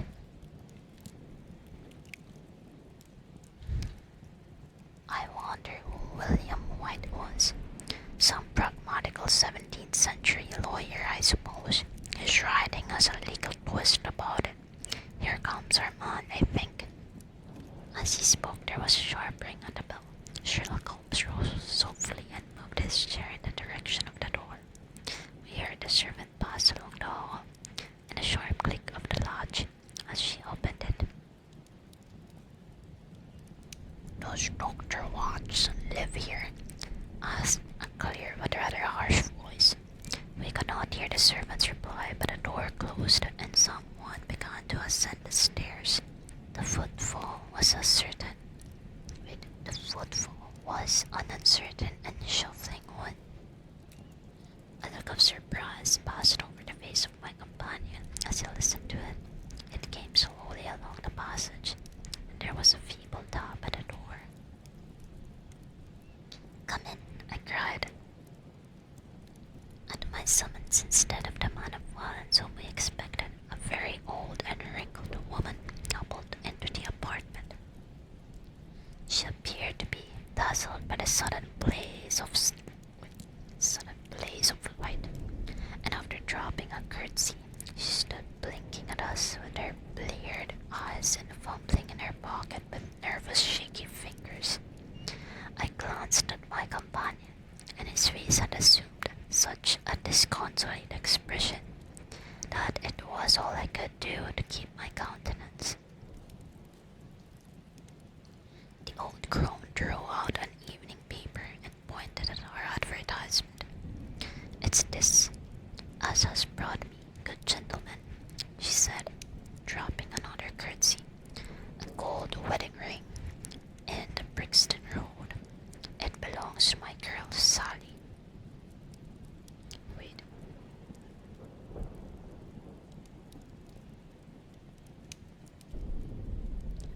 Oh, it's a very old and wrinkled woman. Okay.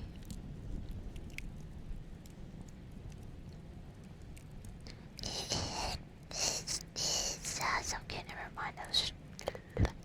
What's brought me, good gentlemen? He said, dropping another curtsy. A gold wedding ring in the Brixton Road. It belongs to my girl Sally. I was married only this time 12 months, which your husband is steward aboard a union boat. And what he'd say if he comes home and found her without her ring is more than I can think. He'd be sure to know but best of times, but more especially when he has to drink. If it please you, she went to the circus last night along with. Is that her ring? Is that her ring? I asked. The Lord be thanked, cried the old woman. Sally will be glad the woman this night. That's the ring. And what may your address be? I inquired, taking up a pencil. 13 Duncan Street, Houndsditch. A very way from here. The Brixton Road does not lie between any circus and Houndsditch, said Sherlock Holmes sharply. The old woman faced around and looked keenly at him from her little red-rimmed eyes. The gentleman asked me for my address, she said. Sally lives in lodgings at 3 Mayfield Place, Becca. And your name is? My name is Sawyer. Hers is Dennis, which Tom Dennis married her. And a small and clean lad too, as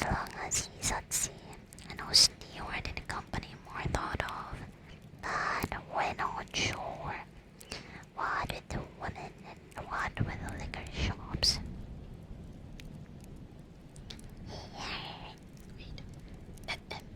Here's your ring, Mr. Sawyer. I interrupted in obedience to a sign from my companion. It clearly belongs to your daughter, and I am glad to be able to restore it to the rightful owner. With many mumbled blessings and protestations of gratitude, the old crone packed it away in her pocket and shuffled off down the stairs. Sherlock Holmes sprang to his feet the moment that she was gone and rushed into his room. He returned in a few seconds enveloped in an ulster and a cravat. I'll follow her, he said hurriedly. She must be an accomplice.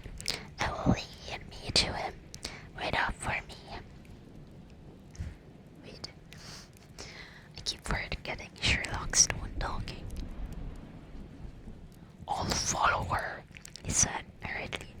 She must be an accomplice and will lead me to him. Wait up for me. The old door had hardly slammed behind our visitor before Holmes had descended the stairs. Looking through the window, I could see her walking feebly across the other side, while her pursuer dogged her some little distance behind. Either his whole theory is incorrect, I thought to myself, or else he will be led now to the heart of the mystery. There was no need for him to ask me to wait up for him, for I felt that sleep was impossible until I heard the result of his adventure. It was close upon 9 when he set out. I had no idea how long he might be, but I sat so stolidly puffing at my pipe and skipping over the pages of Henry Berger's Vie de Bohème.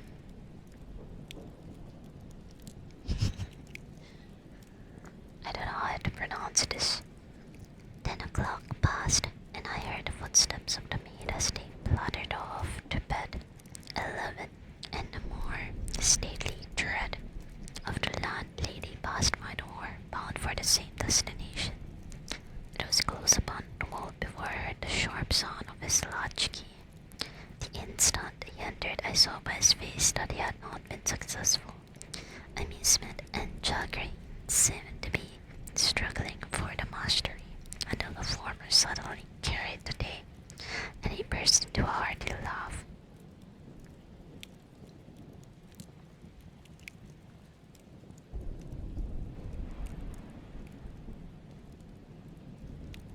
I wouldn't have the Scotland Yarders know it for the world, He cried, dropping into his chair.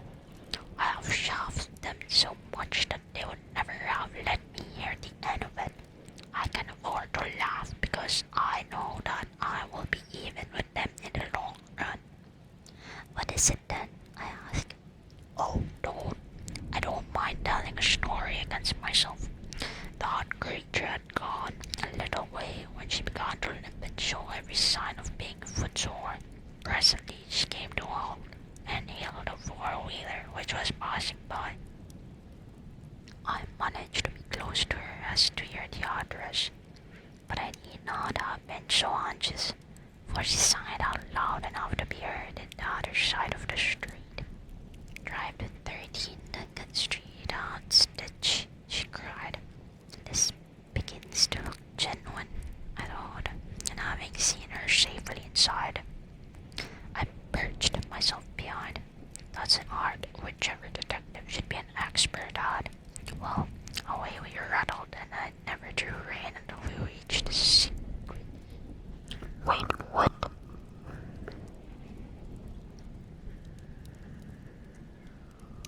Basically, the old lady went inside the cab, and then Sherlock Holmes was able to mysteriously ride the cab as well. What?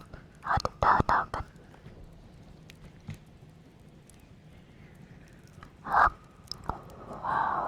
Well, away we rattled, and I never drew rein until we reached the street in question.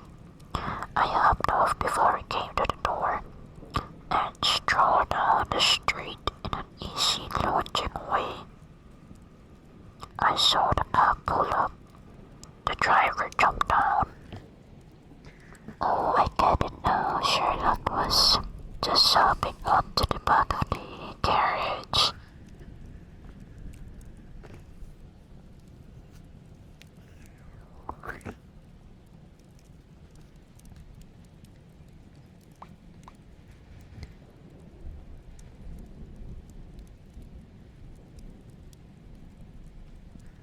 The driver jumped down and I saw him open the door and stand expectantly. Nothing came out though.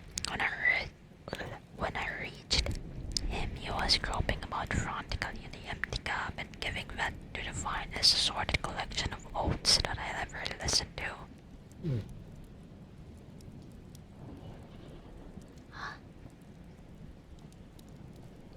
There was no sign or trace of his passenger, and I feared it would be some time before he gets his fare. On inquiring at number 13, we found that the house belonged to a respectable paper hanger named Keswick, and had no one of the name either of Sawyer or Dennis had ever been heard of there. You don't mean to say, I cried in amazement, that tottering, feeble old woman was able to get out of the cab while it was in motion without either you or the driver seeing her. Old woman be damned, said Sherlock Holmes sharply. We were the old woman to be so taken in. It must have been a young man, an active one too, besides being an incomparable actor. The get-up was inimitable. He saw that he was followed, no doubt, and used his means of giving me the slip. It shows that the man we are after is not as lonely as I imagined he was, but has friends who are ready to risk something for him. Now, Doctor, you are looking done up. Take my advice and turn in. I was certainly feeling very weary, so I obeyed his injunction. I left home seated in front of the smoldering fire, and long into the watches of the night, I heard the low, melancholy wailings of his violin, and I knew that he was still pondering over the strange problem which he had set himself to unravel.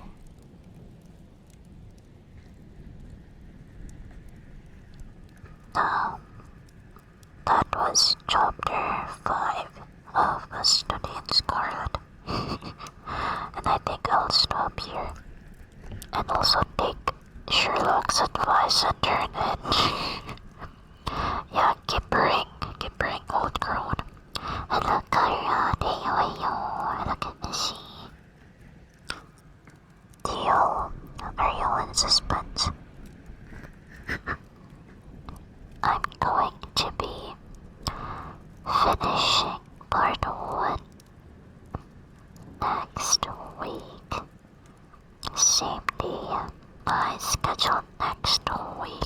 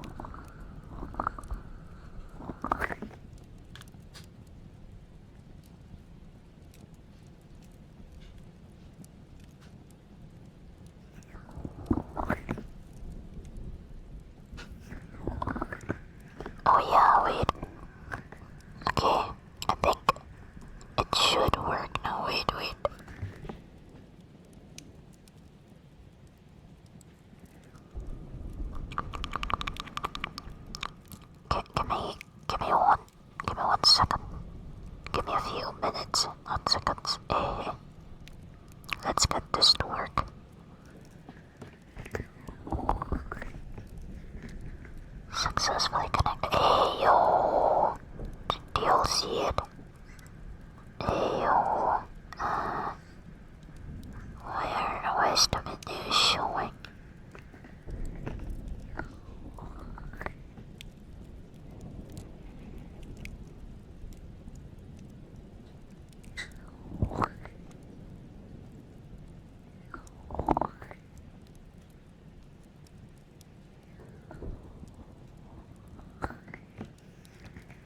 Yo, test.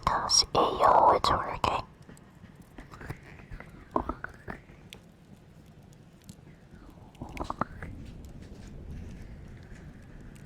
I think you have to use the exclamation fish.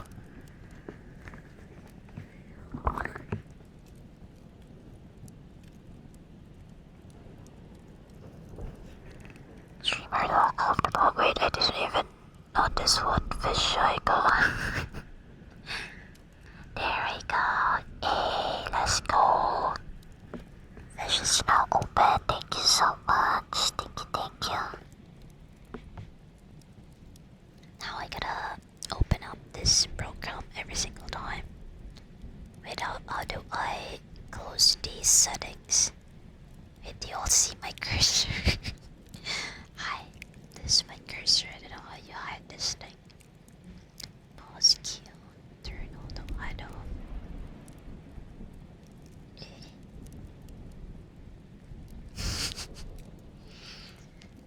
Should I manually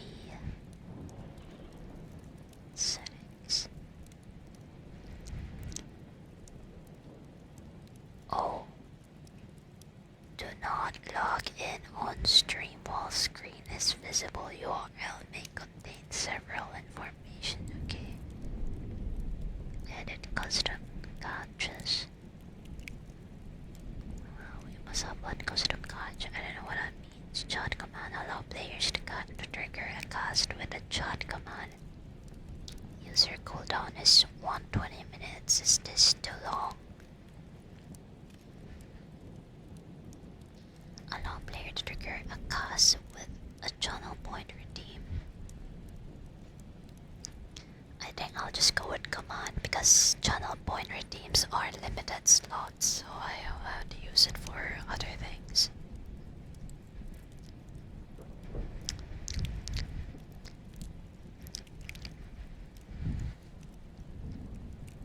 Maximum multiple plus subs. Send report attacks. Allow player. Hello, Joffy. Welcome and welcome. I don't know why auto model dot message. Hello.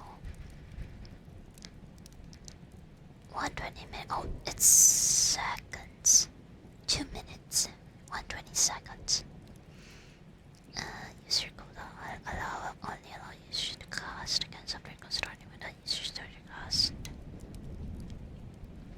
Wait, it didn't specify. Is this 120 minutes or seconds? I don't know too.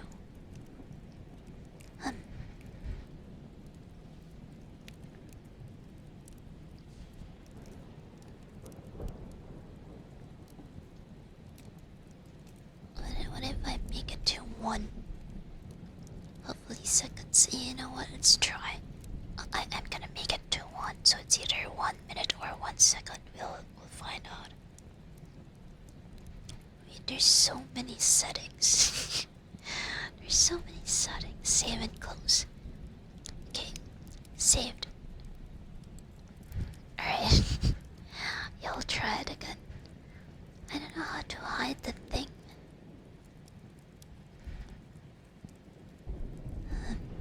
I can manually hide it.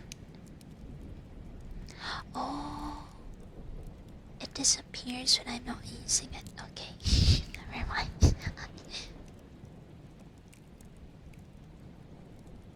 Why is my mouth opened? Oh, oopsie. I forgot I set the hotkey. Mouth. This one.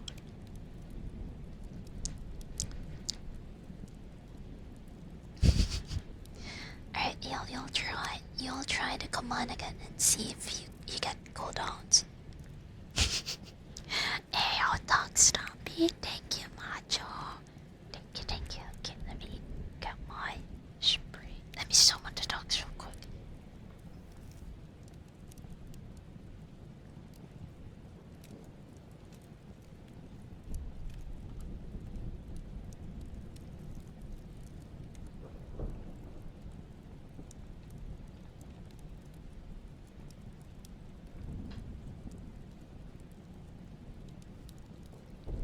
Also, let me remove this. Alright, are y'all ready? Or some stampede?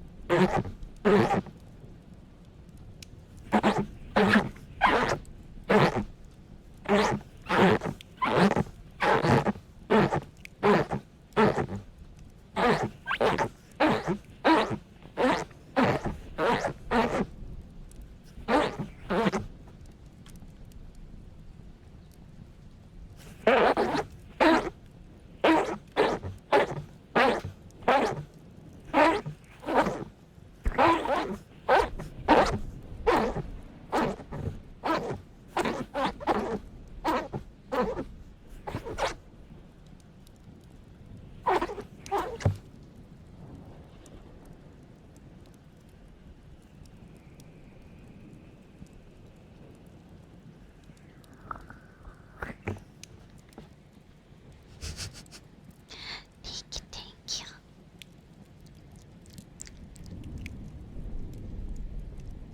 Yeah, sure did. Yeah.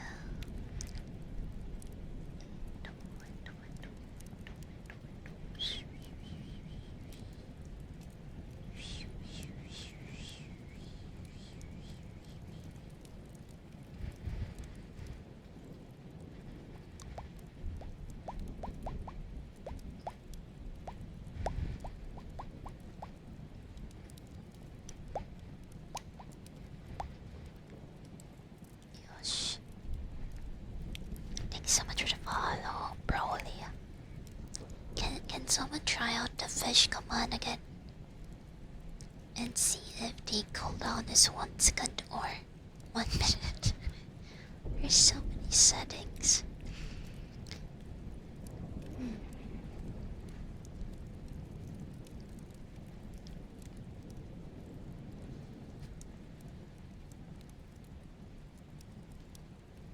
Yo! Cast a line. Hey, let's go.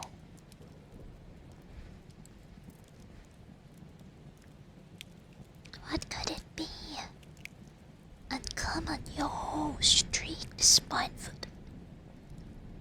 Fish. Yo, that's so bog. Try to fish again and see if it allows you to fish. Mackerel common. Oh, okay, confirmed. It's in seconds. Should we make it that way? Or should I increase it to 120? Uncommon. Salmon. Oh wait, it's coming. Bro, I'm so blind. Hey, let's go. Catches. This is our current leaderboard. Streak spinefoot. Oh. Okay, let me put it back at 120. I think it's the default. Where was it? There. User cooldown 120.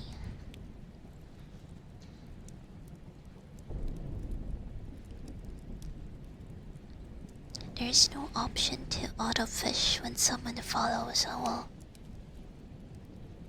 allow players allow player to type a command in chat to see their total gold, total catches and current rank. So if you all type in exclamation stats, you can see all of those. Allow player leaderboard queue. Allow players to type a command in chat to queue up a display of the leaderboard. A leaderboard will automatically scroll through the entries and close the panel. Yo, GG. There's also the exclamation leaderboard.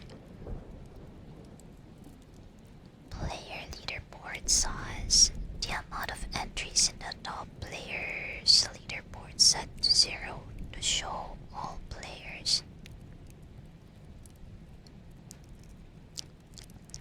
Leaderboard.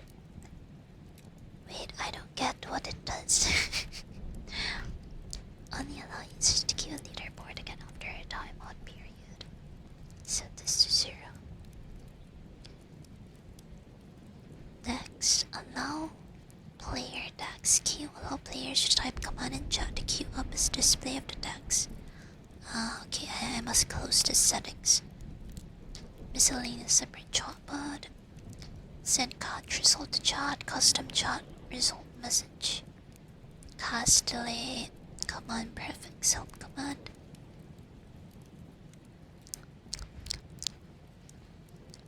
And boost chances of ultra rare fish. If casts aren't being performed very often during stream, you might want to turn this on to make. Okay, I'm gonna turn this on.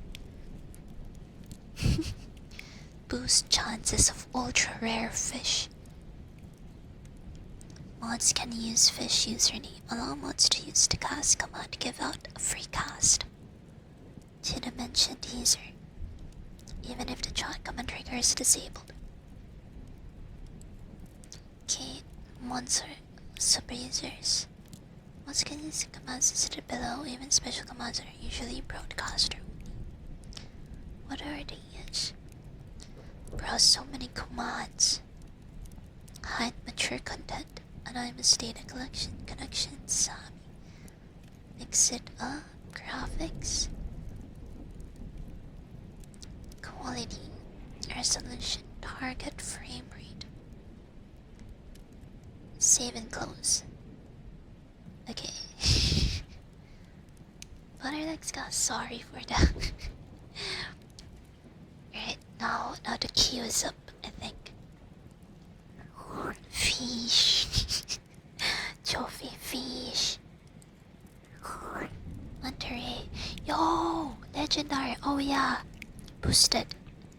You'll have a higher chance of getting a legendary fish. I think that's a bug. Make the daily casts limited to like 3. So let me do the math. 120 seconds, 2 minutes. If I limit the daily cast to 3, so let's assume I usually stream around 3 hours. So every hour is the cooldown. So that's 3,600 seconds.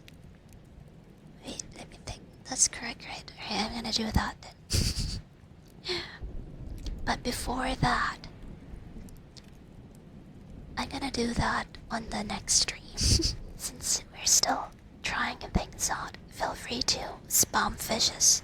Since you're here, while you're all here, you have boosted chance of getting legendary fishes. So spam all you want before I end stream.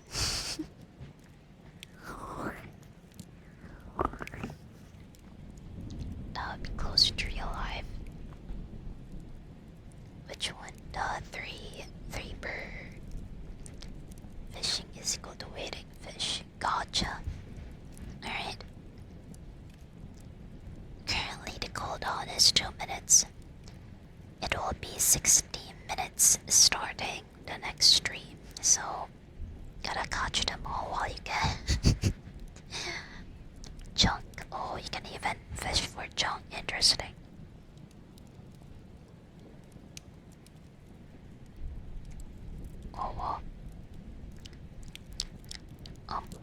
Oh, opening day.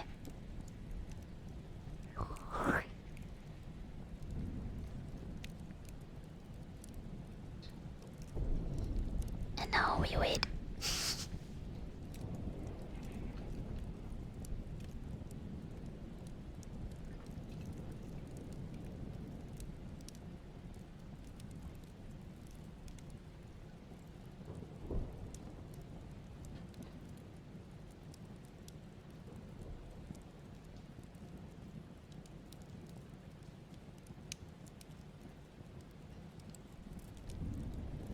Hey, thank you, Mojo. Alright, this is gonna be the last trigger I'm gonna do, and then we end stream.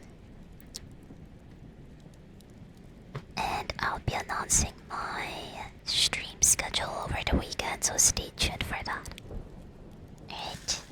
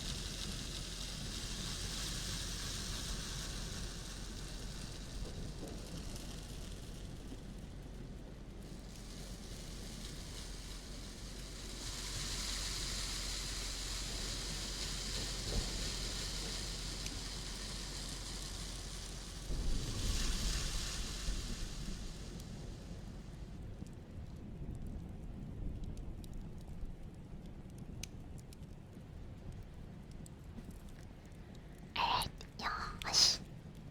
Thank you so much all for joining the stream. I will be announcing my stream schedule for next week. This weekend, it will most likely be similar to this week's schedule. I'll do 2 live role plays and then we continue with Sherlock Holmes. Thank you so much, everyone, for joining. I wish you a nice rest of your day. Please don't forget to hydrate and take care of yourself, okay? Thank you so much for spending time with me and keeping me company.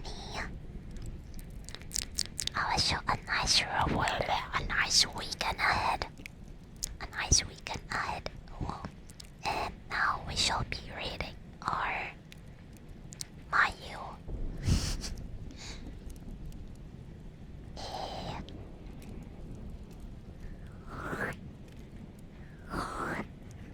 Yes, let me see if I forgot anything to say. My brain is blown right now. Thank you so much for being says video coming out tomorrow on Patreon. Stay tuned for it. And new video coming out next Wednesday. Thank you so much for joining.